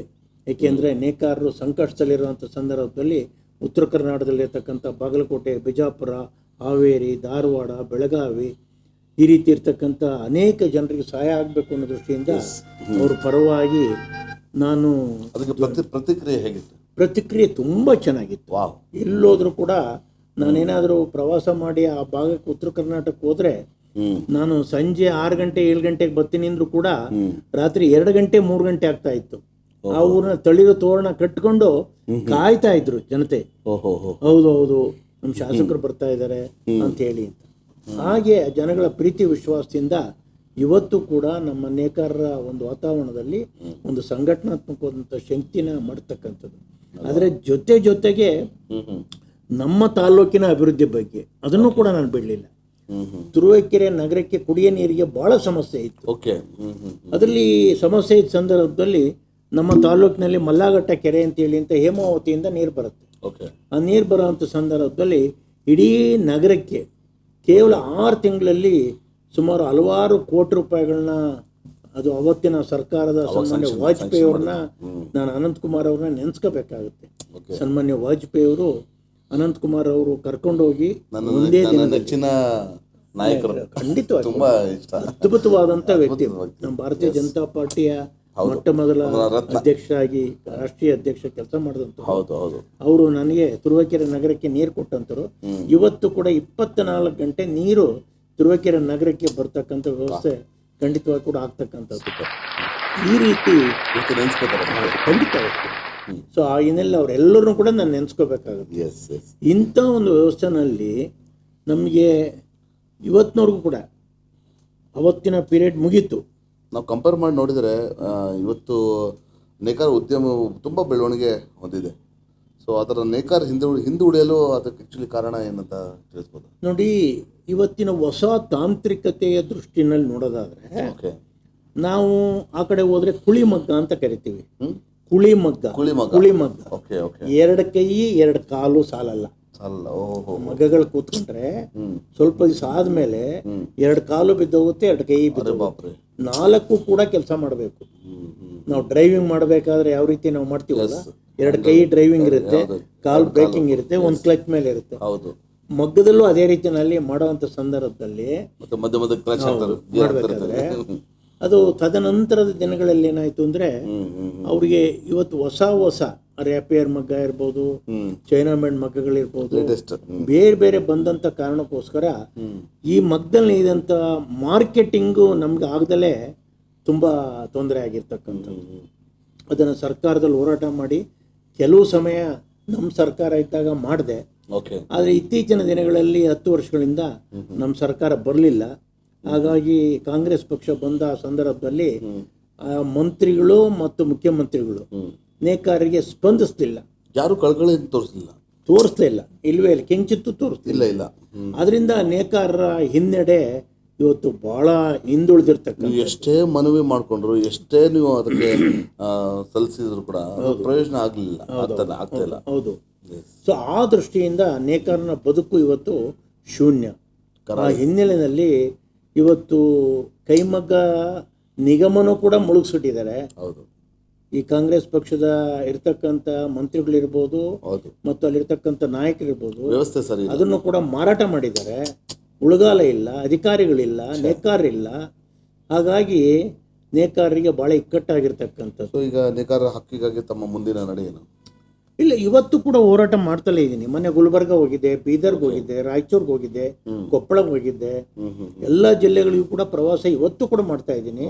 ಅಧಿಕಾರ ಇಲ್ದಲೇ ಹೋದ್ರೂ ಚಿಂತೆ ಇಲ್ಲ, ಸತತ ಪ್ರಯತ್ನ ನಡೀತಾ. ಹೌದೌದು, ನಡೀತಾ ಇದೆ. ಇವತ್ತು ಕೂಡ ನೇಕಾರರಿಗೆ ಏನಾದರೂ ಸಮಸ್ಯೆ ಬಂದರೆ ಅದು ರಾತ್ರಿ ಇರ್ಬೋದು, ಹಗಲಿರ್ಬೋದು, ಅವರ ಕಷ್ಟ ಸುಖಕ್ಕೆ ಸ್ಪಂದಿಸ್ತಕ್ಕಂಥ ಒಂದು ವ್ಯವಸ್ಥೆ ಮಾಡಿಕೊಂಡು ಇವತ್ತು ಕೂಡ ಅದೇ ರೀತಿಯ ಹೋರಾಟ ಮಾಡುವ ಮೂಲಕ ಇವತ್ತು ನಮ್ಮ ನೇಕಾರ ಸಮಾಜವನ್ನು ಮುಂತರ್ತಕ್ಕಂಥ ಕೆಲಸಕ್ಕೆ ನಾವು ಕೈ ಹಾಕಿರ್ತಕ್ಕಂಥದ್ದು. ಆ ದೃಷ್ಟಿನಲ್ಲಿ ನಮ್ಮ ತುರುವೇಕೆರೆ ವಿಧಾನಸಭಾ ಕ್ಷೇತ್ರನೂ ಕೂಡ ನಾನು ಮರೆತಿಲ್ಲ. ಇವತ್ತು ಕೂಡ ವಾರಕ್ಕೆ 2 ದಿವಸ ತುರುವೇಕೆರೆನಲ್ಲಿ ಇದ್ದು ಅಲ್ಲಿರ್ತಕ್ಕಂಥ ರೈತಾಪಿ ಜನರ ಸಮಸ್ಯೆಯನ್ನು ಆಲಿಸ್ತಕ್ಕಂಥದ್ದು. ಆ ಜನತೆಗೆ ಏನಾದರೂ ಸಮಸ್ಯೆ ಬಂದರೆ ಇಲ್ಲಿ ಬಂದು ಏನಾದರೂ ಕೂಡ ಕೆಲಸ ಕಾರ್ಯಗಳ ಬಗ್ಗೆ ವಿಧಾನಸೌಧದಲ್ಲಿ ಮಾಡ್ತಕ್ಕಂಥದ್ದು. ಈ ರೀತಿಯ ಕೆಲಸವನ್ನು ಕೂಡ ಮುಂದುವರಿಸಿರ್ತಕ್ಕಂಥದ್ದು. ಖಂಡಿತ. ಇವತ್ತು ಯಾರೇ MD ಲಕ್ಷ್ಮೀನಾರಾಯಣ ಅಂತ ಅಂದ ತಕ್ಷಣ ನಮ್ಮ ನೇಕಾರದ ಪಿತಾಮಹ ಅಂತಾರೆ. ಅಷ್ಟು ಒಂದು ನಂಬಿಕೆ ನಿಮ್ಮ ಮೇಲೆ ಒಂದು ಇದೆ. ಇನ್ನು ಸಾಕಷ್ಟು ಜವಾಬ್ದಾರಿ ನಿಮಗಿದೆ ಅಂತ ಹೇಳಿ. ಖಂಡಿತ. ಹಾಗಾಗಿ ಈ ರೀತಿಯಲ್ಲಿ ನಮ್ಮ ಜೀವನದ ವ್ಯವಸ್ಥೆ ಆಗ್ತಾ ಇರ್ತಕ್ಕಂಥದ್ದು. ಇದರ ಜೊತೆಗೆ ನಮ್ಮ ಕುಟುಂಬ, ನನ್ನ ಶ್ರೀಮತಿಯವರಾಗಿರ್ತಕ್ಕಂಥ ಭಾಗ್ಯಲಕ್ಷ್ಮಿ ಅವರು, ನನ್ನ ಸಹೋದರ ಅವರ ಧರ್ಮಪತ್ನಿಯವರಾಗಿರ್ತಕ್ಕಂಥ ವಿಜಯಲಕ್ಷ್ಮಿ ಅವರು, ಆಮೇಲೆ ನಮ್ಮ ಮಕ್ಕಳುಗಳು ಹೋಯ್ತಲ್ಲ, ಎಲ್ಲರೂ ಕೂಡ ಪೂರ್ಣ ಸಹಕಾರ ಕೊಡುವ ಮೂಲಕ ಇಡೀ ಕುಟುಂಬ ನಾವು ಒಟ್ಟಿಗೆ ಇದ್ದೀವಿ. ಇವತ್ತು ಕೂಡ ಕುಟುಂಬದಲ್ಲಿ ಯಾವುದೇ ರೀತಿಯ ಒಂದು ಭಿನ್ನಾಭಿಪ್ರಾಯ ಇಲ್ದಲೇ ಒಟ್ಟಿನಾಗಿ ಇವತ್ತು ಕೂಡ ನಾವು ನಡ್ಕೊಂಡು ಹೋಗ್ತಾ ಇರ್ತಕ್ಕಂಥ. ಒಂದು ಕರೆ ಬರ್ತದೆ, ಮಾತಾಡೋಣ. ನಮಸ್ಕಾರ. ನಮಸ್ತೆ, ನಾನು ಚೆನ್ನಾಗಿದೆ, ನೀವು ಹೇಗಿದ್ದೀರಾ? ದೇವರಿದ್ದಾರೆ. ನಮ್ಮೊಂದಿಗೆ ಇವತ್ತು ನೇಕಾರ ಸಮಾಜದ ಪಿತಾಮಹ ಅಂತ ಹೇಳ್ಬೋದು. ಎಸ್, MD ಲಕ್ಷ್ಮೀನಾರಾಯಣ ಇದ್ದಾರೆ, ಮಾತಾಡಿಮ್ಮ. ನಮಸ್ಕಾರ ಅಮ್ಮ, ಚೆನ್ನಾಗಿದ್ದೀವಿ, ನೀವು ಚೆನ್ನಾಗಿದ್ದೀರಾ? ಹೇಳಿ ಅಮ್ಮ, ಎಲ್ಲಿಂದ ಮಾತಾಡ್ತಾ ಇದ್ದೀರಿ? ಓಹೋ, ಆಗಲಮ್ಮ, ಭಾಳ ಸಂತೋಷ, ಖುಷಿ ಆಯಿತು. ತಾವು ದೂರವಾಣಿ ಮೂಲಕ ನಮ್ಮ ಹೌದೌದು ವರ್ಧನ್ ಬಾಲು ಅವರು ಇವತ್ತು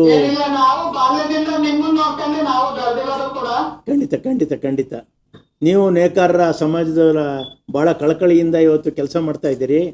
ತಮಗೂ ಕೂಡ ಅಭಿನಂದನೆಗಳು. ದಯವಿಟ್ಟು ಅದನ್ನು ಖಂಡಿತವಾಗಿ ಕೂಡ ಆಗಬೇಕು. ನೀವು ಮುಂದಿನ ದಿನಮಾನಗಳಲ್ಲಿ ತಾವು ಕೂಡ ಬೆಳಿಬೇಕು. ಹೋಯ್ತಲ್ಲ. ಖಂಡಿತ ಆಗ್ಲಿ ನಿಮ್ಮಂತರ ಆಶೀರ್ವಾದ ಆರೈಕೆ ಎಲ್ಲವೂ ಇದ್ದಾಗ ಆಗ್ಲಿ ಖಂಡಿತ. ನಾವೊಂದು ಸಕಾರಾತ್ಮಕವಾಗಿ ಚಿಂತನೆ ಮಾಡಿದಾಗ ಮಾತ್ರ ಎಲ್ಲವೂ ಸಾಧ್ಯ ಆಗುತ್ತೆ. ನಿಜ ನಿಜ, ನೀವು ಹೇಳ್ತಕ್ಕಂಥದ್ದು 100ಕ್ಕೆ 100 ಸತ್ಯ ಇದೆ, ಒಳ್ಳೆಯದು. ದಯವಿಟ್ಟು ಅದನ್ನು ಮುಂದುವರಿಸಿ, ಯಾವುದೇ ಕಾರಣಕ್ಕೂ ಹಿಂಜರಿತಕ್ಕಂಥದ್ದು ಬೇಡ.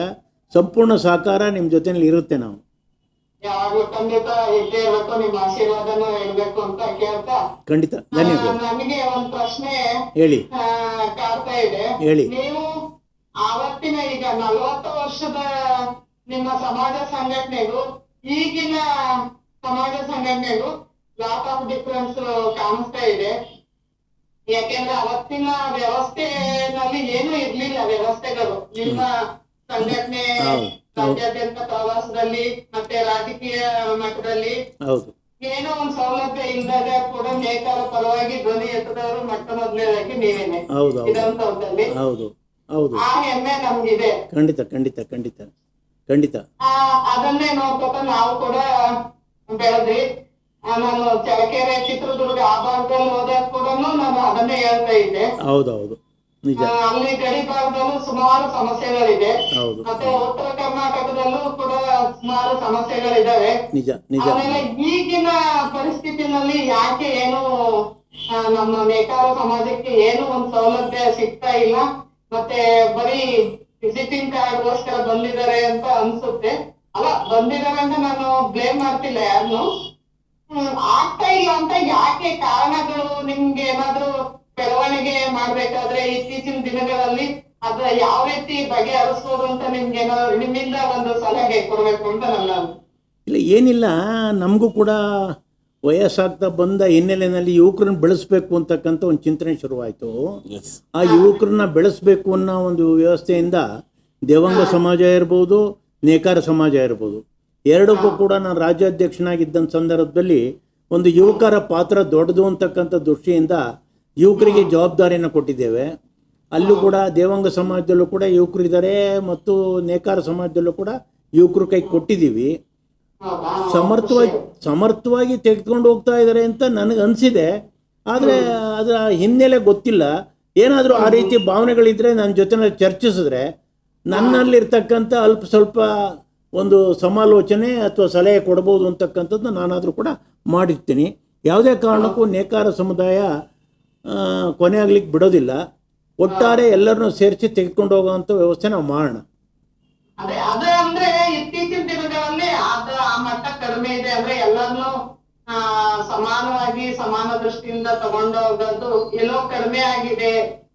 ಯಾಕೆ ಹೀಗಾಗಿದೆ ಅಂದ್ರೆ ಸಮಾನ ಮನಸ್ಕರದ ಕೊರತೆ ಆಗಿದೆಯಾ, ಇಲ್ಲ ಸಂಘಟನೆ ಕೊರತೆ ಆಗಿದೆಯಾ, ಇಲ್ಲ ರಾಜಕೀಯದ ಏನಾದ್ರು ತಂದು ಬೆರೆಸ್ತಿದಾರ ಅನ್ನೋದು ಒಂದ್ ಚಿಂತೆ ಕಾಡ್ತಾ ಇದೆ. ಖಂಡಿತ ಅದು ಒಂದು ರೀತಿಯಿಂದ ರಾಜಕೀಯದ ಹೇಳ್ಬೋದು. ಯಾಕಂದ್ರೆ ಸರ್ಕಾರ ಬದಲಾದ್ರೆ ಸ್ವಲ್ಪ ನಮಗೂ ಸಹಕಾರ ಸಿಗ್ಬೋದು ಅಂತ ಅನ್ಕೋತೀನಿ. ಹೌದು, ಖಂಡಿತ ಅಲ್ವಾ? ಏನಂತೀರಾ? ಅಲ್ಲ, ಅದು ಸರ್ಕಾರ ಬದಲಾವಣೆ ಅಲ್ಲ, ನಾವು ಕೇಳೋ ದೃಷ್ಟಿ, ನಾವು ಅಂದ್ರೆ ಮನವಿ ಅಲ್ಲ, ನಮ್ಮ ಕಾರ್ಯಗಳಿಗೂ ಸಫಲವಾಗಬೇಕಲ್ಲ. ಇಲ್ಲ ನಾನೇನದು ಸರ್ಕಾರಕ್ಕೆ ಮನವಿ ಕೊಡ್ಬೇಕಾದ್ರೆ ಎಲ್ಲೋ ಒಂದ್ ಸ್ವಲ್ಪ ಕೊರತೆ, ಅಂದ್ರೆ ಸಂಘಟನೆ ಕೊರತೆ ಇರ್ಬೋದು, ಇಲ್ಲ ವಿಷಯಗಳ ಕೊರತೆ ಇರ್ಬೋದು ಅಂತ ಅನ್ಸುತ್ತೆ. ಅಲ್ಲಿ ಸರಿಯಾದ ಮಾಹಿತಿ ನಿಯೋಗ ತಗೊಂಡು ಹೋಗ್ಬೇಕು. ಅದೆಲ್ಲೋ ಅದು ಕೊರತೆ ಎದ್ದು ಕಾಣಿಸ್ತಾ ಇದೆ ನಮ್ಮಲ್ಲಿ ಅಂತ ಅನ್ಸುತ್ತೆ. ಇಲ್ಲ ಅದನ್ನೆಲ್ಲ ಸಮರ್ಥ ನಾಯಕರು ಇಲ್ಲ ಅಂತ ಪ್ರತಿ ಸಾರಿನೂ ನಾನ್ ಎಲ್ಲೇ ಹೋದಾಗ ಯಾರ ಹತ್ರ MLA ಅವ್ರ ಹತ್ರ ಆಗ್ಲಿ, MP ಅವ್ರ ಹತ್ರ ಆಗ್ಲಿ, ಇಲ್ಲ ವಿಧಾನಸೌಧಕ್ಕೆ ಹೋದಾಗ ನಾನು ಚರ್ಚೆ ಮಾಡಿದಾಗ ನಿಮ್ಮಲ್ಲಿ ಯಾರಮ್ಮ ಲೀಡ್ರು ಅದನ್ನ ಫಸ್ಟ್ ಒಬ್ಬ ನಾಯಕನ ನೇತೃತ್ವದಲ್ಲಿ ನೀವು ಬನ್ನಿ ಅಂತ ಹೇಳ್ತಾರೆ. ಹಾಗಾಗಿ ನನಗೆ ಸ್ವಲ್ಪ ಗೊಂದಲ ಆಗಿದೆ. ಇಲ್ಲ ಅದೆಲ್ಲ ಸರಿಪಡಿಸುವಂಥ ವ್ಯವಸ್ಥೆ ಮಾಡೋಣ. ಅದನ್ನು ಮುಂದಿನ ದಿನಮಾನಗಳಲ್ಲಿ ಎಲ್ಲರನ್ನೂ ಕೂರಿಸಿ ಚರ್ಚೆ ಮಾಡಿ ಅದನ್ನು ಬಗೆಹರಿಸಿ ಇಡೀ ನೇಕಾರ ಸಮುದಾಯನ ಮತ್ತೊಮ್ಮೆ ಇನ್ನೂ ನಾವು ಒಂದು ಸ್ವಲ್ಪ ಚೆನ್ನಾಗಿ ಬೆಳೆಸಲಿಕ್ಕೆ ಒಂದು ದಾರಿದೀಪ ಮಾಡೋಣ ಅಂತಕ್ಕಂಥದ್ದನ್ನು ನನ್ನ ಅನಿಸಿಕೆ ಇದೆ. ಆಗಲಿ, ಧನ್ಯವಾದಗಳು. Thank you. ಧನ್ಯವಾದಗಳು. Thank you sir, thank you.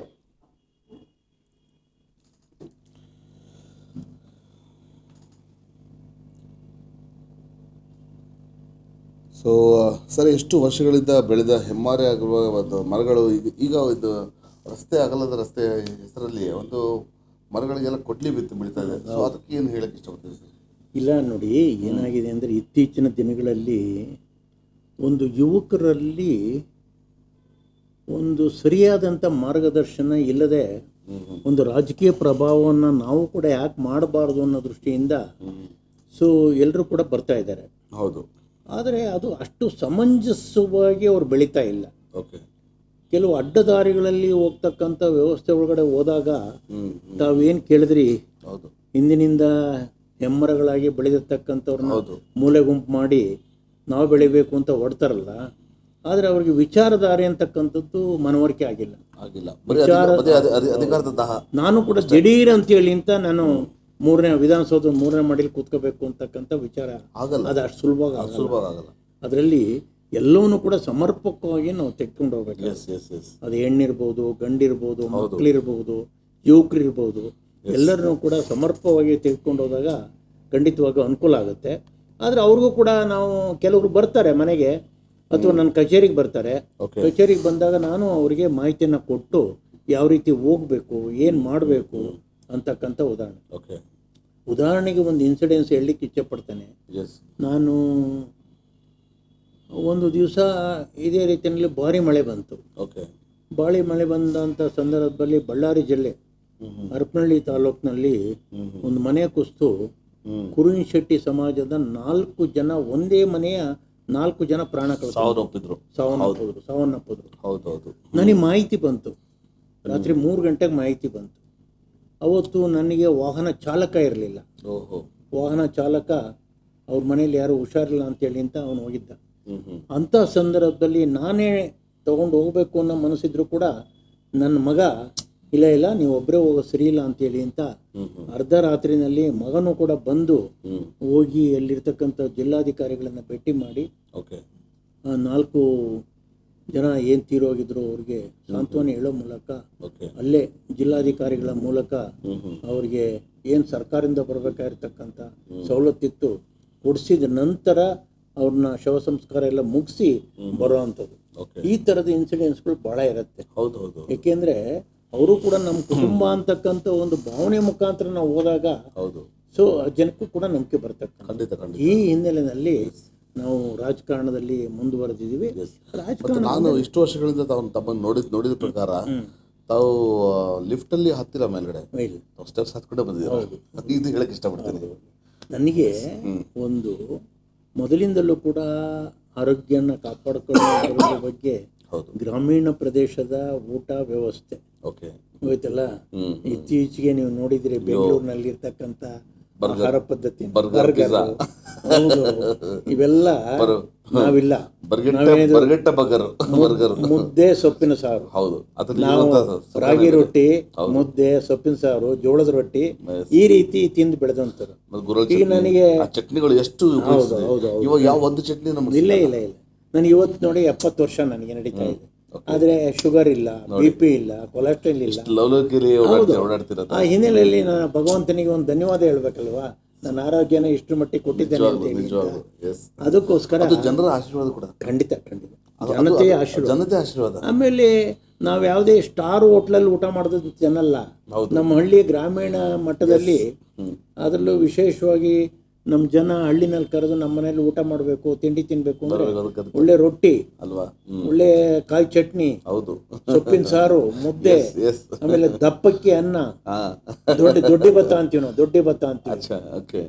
ಆಮೇಲೆ ಹುಳ್ಳಿಕಾಳು ಹಪ್ಪಳ ಹೋಯ್ತಲ್ಲ, ಎಳ್ಳಿಕಾಯಿಂದ ಉಪ್ಪಿನಕಾಯಿ ನೋಡಿ, ಈ ತರದ್ದು ಹಾಕಿ ನಮ್ಮ ಜನ ಬೆಳೆಸಿದ್ರು ಅಲ್ವಾ. ಹೋಯ್ತಲ್ಲ. ಇವತ್ತು ನಾನು ಉತ್ತರ ಕರ್ನಾಟಕಕ್ಕೆ ಹೋದ್ರೆ ಯಾವುದೇ ಹೋಟ್ಲಲ್ಲಿ ಊಟ ಮಾಡೋದೇ ಇಲ್ಲ ಅಲ್ವಾ. ಆ ಜೋಳದ ರೊಟ್ಟಿ, ಬದನೆಕಾಯಿ, ಉಂಡು ಬದನೆಕಾಯಿ ಗೊಜ್ಜು ಮಾಡ್ಕೊಡ್ತಾರೆ. ಅದು ಬಹಳ ಅದ್ಭುತವಾಗಿ ಬಹಳ ಚೆನ್ನಾಗಿರುತ್ತೆ. ಆ ದೃಷ್ಟಿಯಿಂದ ಆರೋಗ್ಯ ತುಂಬಾ ಚೆನ್ನಾಗಿ. ನಾನು ಹುಬ್ಳಿಯವನು, ಅದಕ್ಕೆ ಅದೇ ನೀವು ಹುಬ್ಳಿಯವರಿರೋದ್ರಿಂದ ರೊಟ್ಟಿ ಅಂತೂ ಮರಕ್ಕಾಗಲ್ಲ. ಹೌದು ಖಂಡಿತವಾಗಿ ಕೂಡ ಆ ಹಿನ್ನೆಲೆಯಲ್ಲಿ ಬೆಳೆದಂತಾರೆ ನಾವು ಅಲ್ವಾ. ಅದರಿಂದ ಅದೇ ಒಂದು ವ್ಯವಸ್ಥೆನಲ್ಲಿ ಇವತ್ತು ಕೂಡ ನಾನು ಸರ್ಕಾರಿ ಬಸ್ಸಲ್ಲಿ ಹೋಗ್ತೀನಿ. ನನ್ನ ಕಾರ್ ಇರ್ಬೋದು, ಹೋಗ್ಲಿಕ್ಕೆ ಫ್ಲೈಟ್ ಇರ್ಬೋದು, ಪ್ರಶ್ನೆ ಇಲ್ಲ. ಇದು ನಮ್ಮ ಮನೆ ಗುಲ್ಬರ್ಗ ಹೋಗಿದ್ದೆ, ಗುಲ್ಬರ್ಗ ಗೌರ್ಮೆಂಟ್ ಬಸ್ಸಲ್ಲಿ ಹೋಗಿದ್ದೆ. ಹೌದು, ನಾನು ಇವತ್ತು ನಾನು ತುರುವೇಕೆರೆ ವಿಧಾನಸಭಾ ಕ್ಷೇತ್ರಕ್ಕೆ ಹೋಗ್ಬೇಕು ಅಂದ್ರೆ ಬೆಳಗ್ಗೆ 5:30 ಎದ್ಬಿಟ್ಟು ಗೌರ್ಮೆಂಟ್ ಬಸ್ ನವರಂಗ್ ಹತ್ರ ಹೋಗಿ ಕೂತ್ಕೊಂಡು 1-2.5 ಗಂಟೆಗೆಲ್ಲ ತುರುವೇಕೆರೆಯಲ್ಲಿ ಹೋಗೋವಂಥದ್ದು. ನೋಡಿ ಇವತ್ತು ವೀಕ್ಷಕರಿಗೆ ತಾವು ಮಾದರಿ ಆಗಿದ್ದೀರಾ. ಹೌದು. ಬೆಂಗಳೂರಿನಲ್ಲಿ ನಮ್ಮ ಜನಗಳು ಯಾವ ರೀತಿ ಓಡಾಡ್ತಾ ಇದ್ದಾರೆ BTS ನಲ್ಲಿ ಅಂತೇಳಿ ಅಂತ ನಾನು ಮೊನ್ನೆ BTS ಬಸ್ನಲ್ಲಿ ಹೋದೆ. 24 ರೂಪಾಯಿ ಬಸ್ ಚಾರ್ಜು ನಾನು ಹೋಗೋಂಥ ಜಾಗಕ್ಕೆ. ಖಂಡಿತವಾಗಿ ಕೂಡ, ಯಾಕೆಂದ್ರೆ ನಮ್ಮಲ್ಲಿ ಅನುಕೂಲತೆಗಳು ಇದ್ರೂ ಕೂಡ ನಾವು ಜನ ಹೇಗೆ ಹೋಗ್ತಾ ಇದ್ದಾರೆ ಅನ್ನೋದ್ರ ಬಗ್ಗೆನೂ ಕೂಡ ಒಂದು ವಿಚಾರ ಮಾಡಬೇಕಲ್ಲ. ಆ ಹಿನ್ನೆಲೆಯಲ್ಲಿ ಮಾಡ್ತಾ ಇರ್ತಕ್ಕಂಥದ್ದು. ಸರ್, ಯಾವುದೇ ವಿಚಾರ ತೆಗೆದುಕೊಂಡ್ರು ಅದರಲ್ಲಿ ಭ್ರಷ್ಟಾಚಾರ ಅನ್ನೋದು ಎದ್ದು ಕಾಣುತ್ತೆ ನಮಗೆ. ಖಂಡಿತ. ಸೊ ಈ ನಡುವೆ ಅಂತೂ ಬಹಳ ಅದು ಯಾವ ಸೈಬರ್ ಆಗಲಿ ಅಥವಾ ಪ್ರತಿಯೊಂದು ಒಂದು ಫೋನ್ ಯಾವ್ದಾದ್ರು ಲಿಂಕ್ ಓಪನ್ ಮಾಡಿದ್ರೆ ಸಾಕು, ಎಲ್ಲೋ ಒಂದು ಕಡೆ ಚೀಟಿಂಗ್ ಆಗುತ್ತೆ, ಎಲ್ಲ ಕಡೆ ನೋಡಿ. ಸೊ ಇದಕ್ಕೆ ಏನು ಹೇಳಕ್ಕೆ ಇಷ್ಟಪಡ್ತೀರಾ? ಮನೆಯ ಯಜಮಾನ ಸರಿಯಾದ ರೀತಿಯಲ್ಲಿ ವ್ಯವಹಾರ ಮಾಡಿದಾಗ ಮಕ್ಕಳು ಕೂಡ ಮನೆ ಯಜಮಾನ ಫಾಲೋ ಮಾಡ್ತಾರೆ. ಹೌದು. ಅಂದರೆ ನಾನು ಇದನ್ನ ಯಾಕೆ ಉದಾಹರಣೆ ಹೇಳ್ತಾ ಇದ್ದೀನಿ ಅಂದರೆ, ಮನೆ ಯಜಮಾನ ಸರ್ಕಾರ, ಮುಖ್ಯಮಂತ್ರಿ. ಹೌದು. ಮುಖ್ಯಮಂತ್ರಿ ಸರಿಯಾದ ರೀತಿಯಲ್ಲಿ ಹೋದಾಗ ಮಂತ್ರಿಗಳು ಮತ್ತು ಶಾಸಕರು ಸಮರ್ಪಕವಾಗಿ ಕೆಲಸ ಮಾಡ್ತಾರೆ.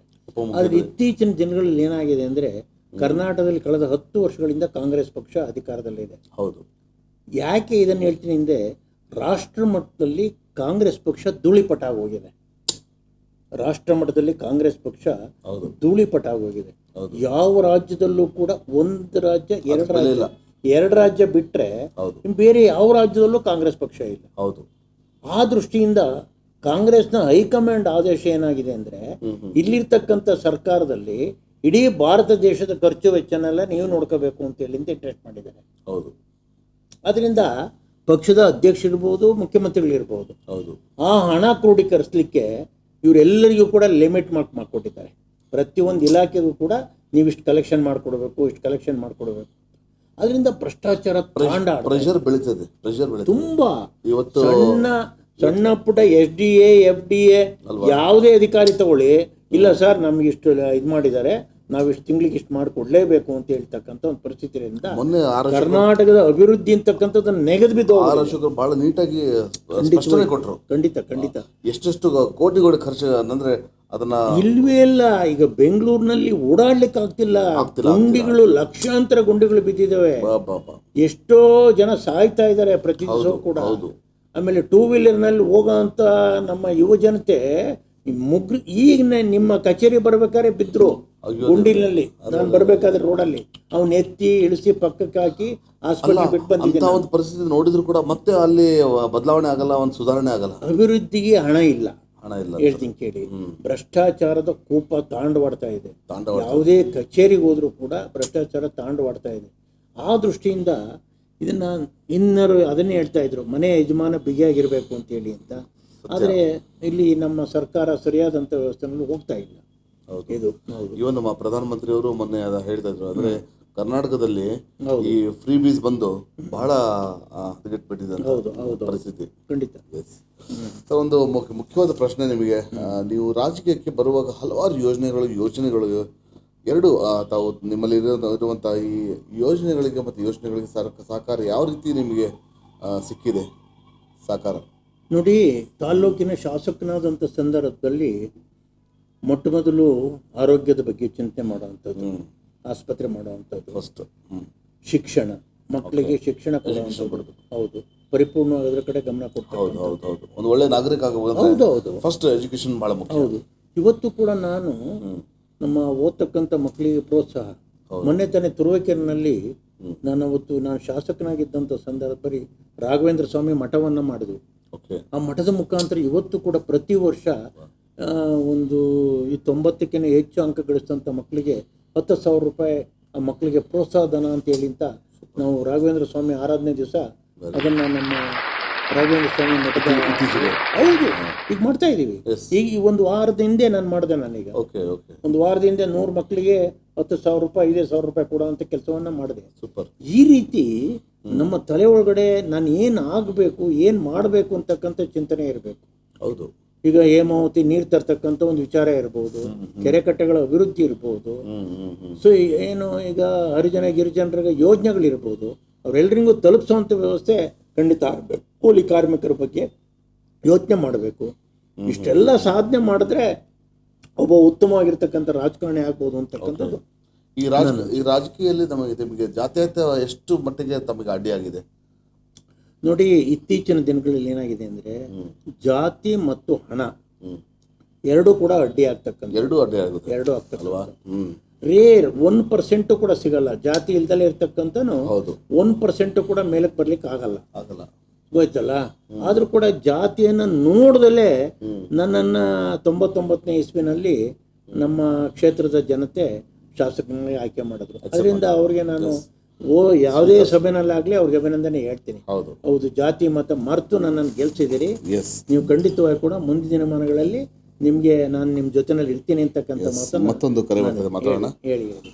ಹಲೋ, ನಮಸ್ಕಾರ. ನಮಸ್ಕಾರ. ನಾನು ಚೆನ್ನಾಗಿದ್ದೇನೆ. ಯಾರು ಮಾತಾಡೋದು? ನಾವು ಕುಮಾರಸ್ವಾಮಿ ಅಂತ. ನಮಸ್ಕಾರ ಕುಮಾರಸ್ವಾಮಿ ಅವರೇ. ವೇದಿಕೆ ಅಧ್ಯಕ್ಷರು. ನಮಸ್ಕಾರ. ನಮಸ್ಕಾರ. ನಮ್ಮೊಂದಿಗೆ ಇವತ್ತು ಫೇಸ್ಬುಕ್ ಲೈವ್ ಅಲ್ಲಿ ನಮ್ಮ ನಾಯಕರಿದ್ದಾರೆ ಅಂತ ಕೇಳ್ಪಟ್ವಿ. ಎಸ್, ನೋಡ್ತಾ ಇದ್ದೀರಾ? ಅಣ್ಣವರು ನಮ್ಮ ನಾಯಕರು, ಅಣ್ಣಯ್ಯವರು ಇದ್ದಾರೆ. ಎಸ್, ತಂದೆ ಸಮಾನವಾದ ಸನ್ಮಾನ್ಯ ಶ್ರೀ MD ಲಕ್ಷ್ಮೀನಾರಾಯಣ ಅಣ್ಣಯ್ಯವರು ಇದ್ದಾರೆ. ನಮಸ್ಕಾರ ಕುಮಾರಸ್ವಾಮಿಗಳೇ. ನಮಸ್ಕಾರ. ನಮಸ್ಕಾರ. ನಮಸ್ಕಾರ. ಚೆನ್ನಾಗಿದ್ದೀರಾ? ಚೆನ್ನಾಗಿದೆ. ನಿಮ್ಮ ಆಶೀರ್ವಾದ ಹೇಳಿ. ಖಂಡಿತ ನಿಮ್ಮ ಆಶೀರ್ವಾದ. ನಾವು ನಿಮ್ಮ ಮಕ್ಕಳು ಸಮಾನ. ಅದೇ ಫೇಸ್ಬುಕ್ ಅಲ್ಲಿ ಲೈವ್ ಅಲ್ಲಿ ಅಪ್ಡೇಟ್ ಬಂತು ನನ್ಗೆ. ಸರಿ ಸರಿ ಸರಿ. ನಾನು ಆಕ್ಚುಲಿ 2 ವರ್ಷದಿಂದ ನಮ್ಮನ್ನ ವರ್ಧನವರು ಇಂಟರ್ವ್ಯೂ ಮಾಡಿದ್ರು. ನೀವಿರೋದು ಜಾಗದಲ್ಲಿ ತುಂಬಾ ಖುಷಿ ಆಗ್ತಾ ಇದೆ.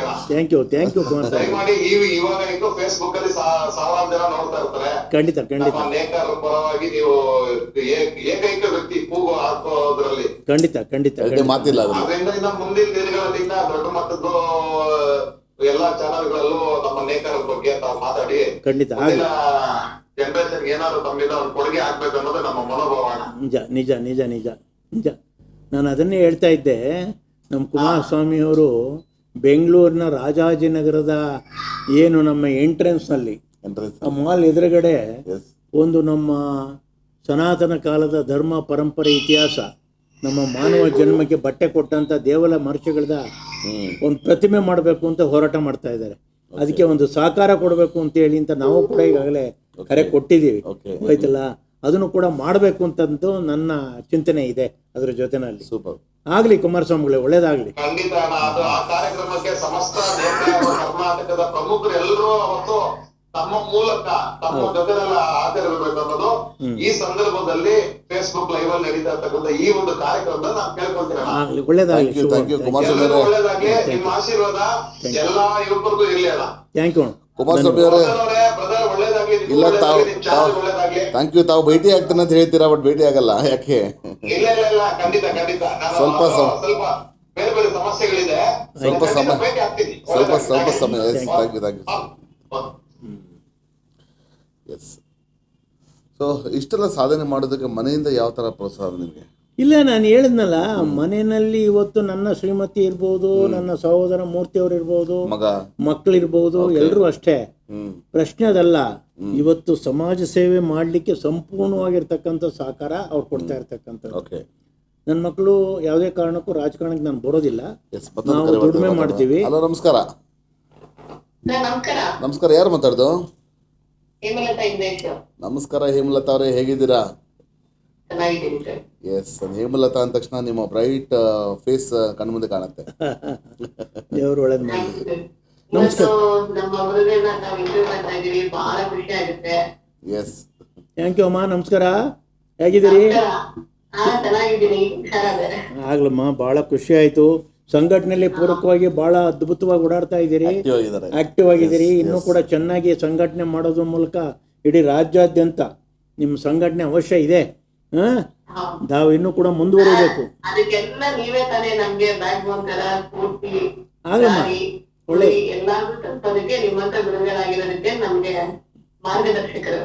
ಖಂಡಿತ ಒಳ್ಳೇದಾಗಬೇಕು. ನಿಮ್ಮ ಜೊತೆನಲ್ಲೂ ಕೂಡ ಇನ್ನೂ ಹಲವಾರು ಜನ ಬೆಳೆಯೋ ರೀತಿನಲ್ಲಿ ನಾವು ನೋಡ್ಕೋಬೇಕು. ಅದು ನಮ್ಮ ಉದ್ದೇಶ ಯಾವತ್ತು. ಆಗಲಿ. Thank you. ಒಳ್ಳೇದು. ಕರೆ ಮಾಡಿದ್ದಕ್ಕೆ ಧನ್ಯವಾದಗಳು. Thank you so much. ನಾನು ಹೇಳಿದ್ನಲ್ಲ, ಮನೆಯಲ್ಲಿ ಯಾವುದೇ ಕಾರಣಕ್ಕೂ ಕೂಡ ಕಿಂಚಿತ್ತು ಕೂಡ ಸಮಸ್ಯೆ ಇಲ್ಲ ಅಲ್ವಾ. ಇಡೀ ಕುಟುಂಬ, ನಮ್ಮ ಮಕ್ಕಳುಗಳಿರ್ಬೋದು, ಹೆಣ್ಮಕ್ಳು ಆಚೆ ಕೊಟ್ಟಿರ್ತಕ್ಕಂಥವ್ರು ಇರ್ಬೋದು, ಎಲ್ಲರ ಸಹಕಾರ ಅದು ಸಮಾಜ ಸೇವೆ ದೃಷ್ಟಿಯಿಂದ. ಹೌದು. ಅದು ನಮ್ಮ ನೇಕಾರ ಸಮಾಜ ಇರ್ಬೋದು ಅಥವಾ ತುರುವೇಕೆರೆ ವಿಧಾನಸಭಾ, ತುಮಕೂರು ಜಿಲ್ಲೆನಲ್ಲೂ ಕೂಡ 2 ಸಲ ಬಿಜೆಪಿಯಿಂದ ಕೆಲಸ ಮಾಡಿದ್ದೀನಿ. 10 ವರ್ಷಗಳ ಕಾಲ ಬಿಜೆಪಿಯಿಂದ ಕೆಲಸ ಮಾಡಿದ್ದೀನಿ. ಇಡೀ ಜಿಲ್ಲೆಗೆ ಇವತ್ತು ನಾನು ನಮ್ಮ ಸಮುದಾಯ ಮತ್ತು ನಮ್ಮ ಎಲ್ಲ ವಿಧಾನಸಭಾ ಕ್ಷೇತ್ರದ ಜನತೆಯನ್ನು ಕೂಡ ಪ್ರೀತಿ ಪಡ್ತಾರೆ. ಆ ಹಿನ್ನೆಲೆಯಲ್ಲಿ ಕೆಲಸ ಮಾಡ್ತಾ ಇರೋದ್ರಿಂದ ಕುಟುಂಬ ಯಾವುದೇ ಕಾರಣಕ್ಕೂ ಕೂಡ ನಮಗೆ ಕಿರಿಕಿರಿ ಮಾಡೋಂಥ ಪ್ರಶ್ನೆ ಇಲ್ಲ. ಎಲ್ಲರೂ ಕೂಡ ಹೊಂದಾಣಿಕೆಯಿಂದ ನೀವು ಮಾಡಿ ಇನ್ನೂ ಕೂಡ ಚೆನ್ನಾಗಿ ಮಾಡಬೇಕು ಅಂತಕ್ಕಂಥ ಪ್ರೋತ್ಸಾಹ ಇರೋದ್ರಿಂದಲೇ ನಾನು ಇಷ್ಟೊಂದು ಕಳಕಳಿಯಾಗಿ ಕೆಲಸ ಮಾಡ್ತಾ ಇರ್ತಕ್ಕಂಥ. ಹೌದು, ಅದಕ್ಕೆ ಕಾರಣ ಅದು. ಸೊ ಇಷ್ಟು ಈ ಸಮಾಜ ಸೇವೆ ಅನ್ನೋದು ನಿಮ್ಗೆ ಎಷ್ಟು ತೃಪ್ತಿ ಕೊಟ್ಟಿದೆ ಸರ್? ಇಲ್ಲ, ನಾನು ಶಾಸಕನಾದ ಮೇಲೆ ವಿಧಾನಸಭಾ ಕ್ಷೇತ್ರ ಕೆಲಸ ಮಾಡೋದ್ರ ಜೊತೆಗೆ ನೇಕಾರ ಸಮಾಜ ನನ್ನ ಸಮಾಜ, ನಮ್ಮ ಕುಲಗುರುಗಳು ಶ್ರೀ ದೇವರ ದಾಸಮಯ್ಯನವರು, ಹಾಗೇನೆ ದೇವಾಂಗ ಮಠ ಮತ್ತು ಇನ್ನಿತರ ನಮ್ಮ ನೇಕಾರ ಮಠಗಳ ಎಲ್ಲಕ್ಕೂ ಕೂಡ ಅಭಿವೃದ್ಧಿ ಮಾಡಬೇಕು ಅಂತ ಚಿಂತೆಯಿಂದ ನನ್ನ ಅವಧಿನಲ್ಲಿ ಏನಿವತ್ತು ನಾನು ಮಾಡಿದ್ದೀನಿ ಖಂಡಿತವಾಗಿ ಕೂಡ ನಾನು ತೃಪ್ತಿ ತಂದಿರ್ತಕ್ಕಂಥದ್ದು. ಆ ದೃಷ್ಟಿಯಿಂದ ಇನ್ನೂ ಕೂಡ ಆಸೆ ಇದೆ, ಇನ್ನೂ ಕೂಡ ಇನ್ನೂ ಸಮಾಜಗಳಿಗೆ ಮುಂತರತಕ್ಕಂಥ ಒಂದು ವ್ಯವಸ್ಥೆ ಆಗಬೇಕು ಅಂತಕ್ಕಂಥ ಚಿಂತನೆ ನನಗೆ ಖಂಡಿತವಾಗಿ ಕೂಡ ನಾನು ಮಾಡ್ತೀನಿ. Very good sir.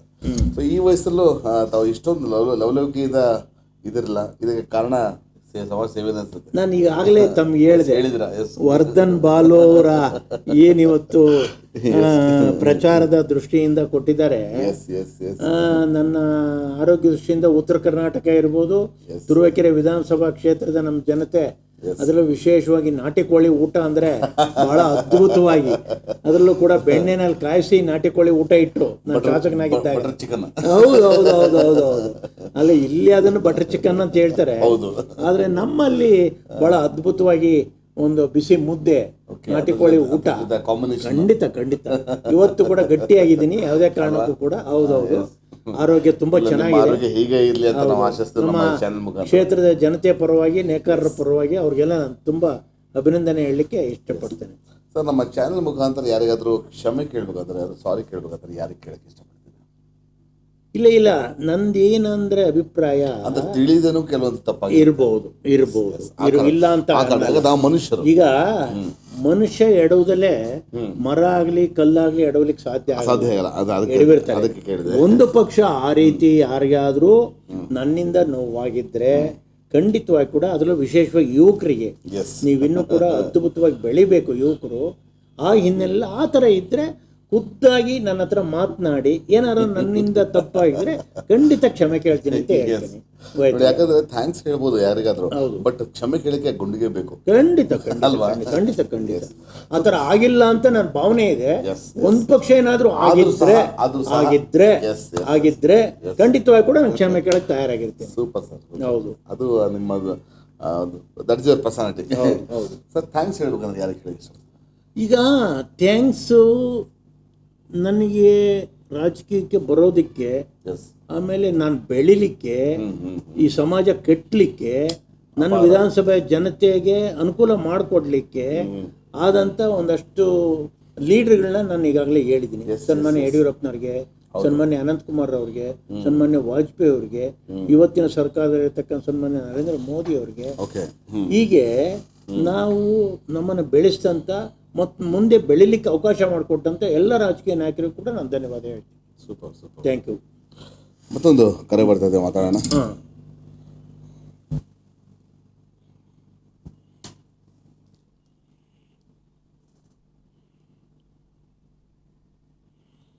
ಹಲೋ, ನಮಸ್ಕಾರ. ಹೇಗಿದ್ರೆ ಗೀತಾ ಅವರೇ? ಎಸ್, ನಮ್ಮೊಂದಿಗೆ ಇವತ್ತು MD ಲಕ್ಷ್ಮೀನಾರಾಯಣ ಇದ್ದಾರೆ. ಅಮ್ಮ ನಮಸ್ಕಾರ. ಹೇಗಿದ್ದೀರಿ? Thank you. ನಮ್ಮ ಹೌದಮ್ಮ, ಹೌದು ನಿಜ. ನಾನು ಚಿಕ್ಕ ವಯಸ್ಸಿನಿಂದಲೇ ಯಾವ ರೀತಿ ಬಂದೆ ಅಂತಕ್ಕಂಥದ್ದನ್ನ ನಮ್ಮ ವರ್ಧನ್ ಬಾಲು ಅವರು ಅವರ ಈ ಒಂದು ಸ್ಟೇಷನ್ ಕೂತ್ಕೊಂಡು ಇವತ್ತು ಪರಿಪೂರ್ಣವಾಗಿ ಇಡೀ ರಾಜ್ಯದ ಜನತೆಗೆ ತಿಳಿಸಿದ್ದಾರೆ. ಅವರಿಗೆ ನನ್ನ ಪರವಾಗಿ ಧನ್ಯವಾದಗಳನ್ನ ನಾನು ಹೇಳಲೇಬೇಕಾಗುತ್ತೆ. Sir, MD Lakshminarayana, MD long form sir. M ಅಂದ್ರೆ ಮುನಿಯವರು, ಡಿ ಅಂದ್ರೆ ದಾಸಪ್ಪ ಶೆಟ್ರು. ನನ್ನ ಪ್ರಕಾರ ಹೇಳ ಮಹಾದಾನಿ ಲಕ್ಷ್ಮೀನಾರಾಯಣ ಅವರು ಇರುವ ಖಂಡಿತ ಅದು ಹೌದು ಹೌದು ಅದು ಕೂಡ ನಮ್ಮ ಮನೆತನಕ್ಕೆ ಹೆಸರು ಬಂದಿರತಕ್ಕಂಥ ಅಲ್ವಾ? ಮಹಾದಾನಿ ಬಂದಿದೆ, ಅಲ್ವಾ? ಅನ್ನದಾನಿ ಬಂದಿದೆ, ಕಣ್ಣು ಕೊಟ್ಟ ಅಣ್ಣಯ್ಯ ಬಂದಿದೆ. ಇವೆಲ್ಲವೂ ಕೊಟ್ಟ ಆದ್ಮೇಲೆ ನನ್ನನ್ನ ನಮ್ಮ ಕ್ಷೇತ್ರದ ಜನತೆ ನನ್ನ ಶಾಸಕನಾಗಿ ಆಯ್ಕೆ ಮಾಡಿದ್ರು. ಎಸ್, ನಿಮ್ಮ ಬಿರುದುಗಳು ಬಂದ್ಬಿಟ್ಟಿದೆ, ಎಲ್ಲ ಬಂದು. ಪ್ರಶ್ನೆ ಏನಾದ್ರು ಇದೆ ಗೀತಾ ಅವ್ರೆ? ಇದೆ, ಆದ್ರೆ ಅವರು ಸರ್ ಎಷ್ಟು ಸಿಂಪ್ಲಿಸಿಟಿ ಇದಾರೆ ಅಂತ ಅದನ್ನ ಬಗ್ಗೆ ಮಾತಾಡ್ಬೇಕಂತು. ಎಸ್, ಅವರ ಯಾಕಂದ್ರೆ ಯಾರಾದ್ರೂ ಕಾಲ್ ಮಾಡಿದ್ರು ಅನ್ನೋ ನಂಬರ್ ಇದ್ರು ಮತ್ತೆ ಅವರು ತಿರ್ಗಾ ಮಾಡ್ಬಿಟ್ಟು ಕೇಳ್ತಾರಲ್ಲ. ಎಸ್, ಅದೊಂದು ವಿಷಯದಲ್ಲಿ ನಾನು ದೊಡ್ಡತನ ಯಾಕೆ ತೋರಿಸಿದೀನಿ ಅಂತ ಅಂದ್ರೆ, ಹಾ ನನ್ನ ಮೊಬೈಲ್ನಲ್ಲಿ ಸುಮಾರು 35,000 ನಂಬರ್ಗಳಿದೆ, ಮೈ ಗಾಡ್, ಆಲ್ ಓವರ್ ವರ್ಲ್ಡ್. ಓ ಮೈ ಗಾಡ್. ಹೋಯ್ತಲ್ಲ, ಯಾರೇ ಫೋನ್ ಮಾಡಿದ್ರು ಕೂಡ ರಾತ್ರಿ 10 ಗಂಟೆ ಮೇಲೆ ಮಾಡಬೇಡಿ ಅಂತ ಹೇಳಿರ್ತೀನಿ. 10 ಗಂಟೆಯಿಂದ ಬೆಳಿಗ್ಗೆ 5 ಗಂಟೆವರೆಗೂ ನಾನು ರಿಸೀವ್ ಮಾಡಲ್ಲ. ಓಕೆ, ನನ್ನ ಅಭ್ಯಾಸ ಏನಪ್ಪ ಅಂದ್ರೆ 10 ಗಂಟೆ ಕರೆಕ್ಟಾಗಿ ಮಲಗ್ಬಿಡ್ತೀನಿ. ಟೈಮ್ ಅದು? ಇಲ್ಲ ಮಲಗ್ಬಿಡ್ತೀನಿ. 10 ಮಲಗಿದ್ರೆ ಬೆಳಿಗ್ಗೆ 5 ಗಂಟೆ ಕರೆಕ್ಟಾಗಿ ಎಚ್ಚರ ಆಗುತ್ತೆ. ಅದೊಂದು ಅಭ್ಯಾಸ ಆಗಿದೆ. ಸೂಪರ್. ಹೋಯ್ತಲ್ಲ, ಆ ದೃಷ್ಟಿಯಿಂದ ಫೋನ್ ಯಾರೇ ಮಾಡಲಿ, ಅವ್ರ ಕಷ್ಟ ಸುಖ ದುಃಖ ಎಲ್ಲದಕ್ಕೂ ಕೂಡ ಹಂಚ್ಕೊಂಡು, ಆಸ್ಪತ್ರೆ ಇರ್ಬೋದು, ಸಹಾಯ ಇರ್ಬೋದು, ಯಾವುದೇ ಆಗಲಿ ಎಲ್ಲದಕ್ಕೂ ಕೂಡ ಸ್ಪಂದನೆ ಮಾಡ್ತಾ ಇದ್ದೀನಿ. ಅದ್ರ ಜೊತೆಗೆ ನಂದು ಹವ್ಯಾಸ, ನಮ್ಮ ವರ್ಧನ್ ಬಾಲು ಅವ್ರು ಕೇಳ್ತಾ ಇದ್ರು, ನಿಮ್ಮ ಹವ್ಯಾಸ ಹೇಗೆ ನಡೀತಾ ಇದೆ ಅಂತ. ನಾನು ಒರಿಜಿನಲ್ ರಾಜಕಾರಣಿ ಅಲ್ಲಮ್ಮ. ನಾನು MLA ಆಗಬೇಕು ಅಂತ ಆಸೆ ಪಟ್ಟು ರಾಜಕಾರಣಿ ಆಗಲಿಲ್ಲ. ನಾನೊಬ್ಬ ಆಧ್ಯಾತ್ಮಿಕ ಚಿಂತಕ. ಅಂದ್ರೆ ನನ್ನ ಮೊಬೈಲ್ನಲ್ಲಿ ಸೇವ್ ಆಗಿರ್ತಕ್ಕಂಥವ್ರು ನೋಡಿದ್ರೆ ಪ್ರತಿ ದಿವಸ ಬೆಳಿಗ್ಗೆ ಒಂದು 4 ರಿಂದ 5 ಲೈನಿಂದ ಒಂದು ಮಾಹಿತಿ ಕೊಡ್ತೇನೆ. ಏನು ಜೀವನದಲ್ಲಿ ಅಳವಡಿಸ್ಬೇಕಾಗಿರ್ತಕ್ಕಂಥ ಮಾಹಿತಿ ಕೊಡ್ತೇನೆ. ಅದಕ್ಕೆ ಇವತ್ತು ಅಮೇರಿಕಾ ದೇಶದಿಂದ ಇರ್ಬೋದು, ಯುರೋಪ್ ಕಂಟ್ರಿ ಇರ್ಬೋದು, ಬೇರೆ ಜಪಾನ್ ಇರ್ಬೋದು, ಎಲ್ಲ ಕಡೆಯಿಂದಲೂ ಪ್ರತಿಕ್ರಿಯೆ ಬರ್ತಾ ಇದೆ. ಇಲ್ಲ, ಬೆಳಿಗ್ಗೆ ನಾನು ಓದಿ ಬಹಳ ಖುಷಿ ಆಯ್ತು ನನಗೆ. ಹೌದು, ಖಂಡಿತ ಅದೊಂದನ್ನು ಇಟ್ಕೊಂಡಿದ್ದೀನಮ್ಮ. ಡೈಲಿ 5 ರಿಂದ 6 ಲಕ್ಷ ಜನಕ್ಕೆ ಅದು ಮಾಹಿತಿ ಹೋಗುತ್ತಮ್ಮ. ನನಗೆ ಪ್ರತಿದಿನ ತಾವು ತಲುಪಿಸ್ಬೇಕನ್ನೋ ನನ್ನ ಅಭಿಲಾಷೆ. ಖಂಡಿತ ಅದನ್ನ ನೀವುಗಳು ಕೂಡ ನಿಮ್ಮ ಇದರಿಂದಲೂ ಕೂಡ ಬೇರೆ ಗ್ರೂಪ್ಗಳಿಗೆ ಹಾಕಿದ್ರೆ ತಿಳ್ಕೊಳ್ಳೋ ಬಹಳ ಜನಕ್ಕೆ ಅನುಕೂಲ ಆಗುತ್ತಮ್ಮ ಆ ವಿಷಯದಲ್ಲಿ. ಖಂಡಿತ ಆಗ್ಲಿ. ನೀವು ಕರೆ ಮಾಡಿದ್ರಿ, ಥ್ಯಾಂಕ್ ಯು, ಧನ್ಯವಾದಗಳು. ಧನ್ಯವಾದ, ಥ್ಯಾಂಕ್ ಯು. ಆಗಲ್ಲ, ನಮಸ್ಕಾರ, ಒಳ್ಳೇದು. Thank you so much. So ಮುಂದಿನ ಯೋಜನೆಗಳು ಸರ್? ಮುಂದಿನ ಯೋಜನೆಗಳು ಇನ್ನೂ ಕೂಡ ಬಹಳಷ್ಟು ಇರೋದ್ರಿಂದ ನಾನೀಗಾಗಲೇ ಹೇಳಿದ್ದೀನಿ, ಯುವಕರನ್ನ ಬೆಳೆಸಬೇಕು ಅಂತಕ್ಕಂಥ ಒಂದು ಚಿಂತನೆ ಇದೆ. ಇಡೀ ರಾಜ್ಯಾದ್ಯಂತ ಯಾರ್ಯಾರು ರಾಜಕೀಯ ಕ್ಷೇತ್ರದಲ್ಲಿ ಬೆಳೀತಾರೆ ಅಥವಾ ಸೋಷಿಯಲ್ ವರ್ಕರ್ ಆಗಿ ಬೆಳೀತಾರೆ, ಹೋಯ್ತಲ್ಲ, ಅಥವಾ ಯಾವ್ದಾರು ಕೂಡ ಈ ಲಯನ್ಸು, ರೋಟ್ರಿ, JC ಈ ರೀತಿ ನಾವು ಸೇವೆ ಮಾಡ್ತೀವಿ ಅಂತಾರೆ, ಅಂಥವ್ರಿಗೆಲ್ಲರೂ ಕೂಡ ಒಂದು ಸರಿಯಾದಂಥ ಒಂದು ಸಲಹೆ ಕೊಟ್ಟು ನೀವು ಬೆಳಿಬೇಕು ಅಂತಕ್ಕಂಥ ದಾರಿ ಮಾಡಬೇಕು ಅಂತಕ್ಕಂಥ ಚಿಂತನೆ ನಂದಾಗಿರ್ತಕ್ಕಂಥದ್ದು. Very good sir. ನಿಮ್ಗೆ ಯಾವತ್ತಿಗೂ ಮರೆಯಲಾದ ಒಂದು ಮಧುರ ಕ್ಷಣ ಯಾವುದು?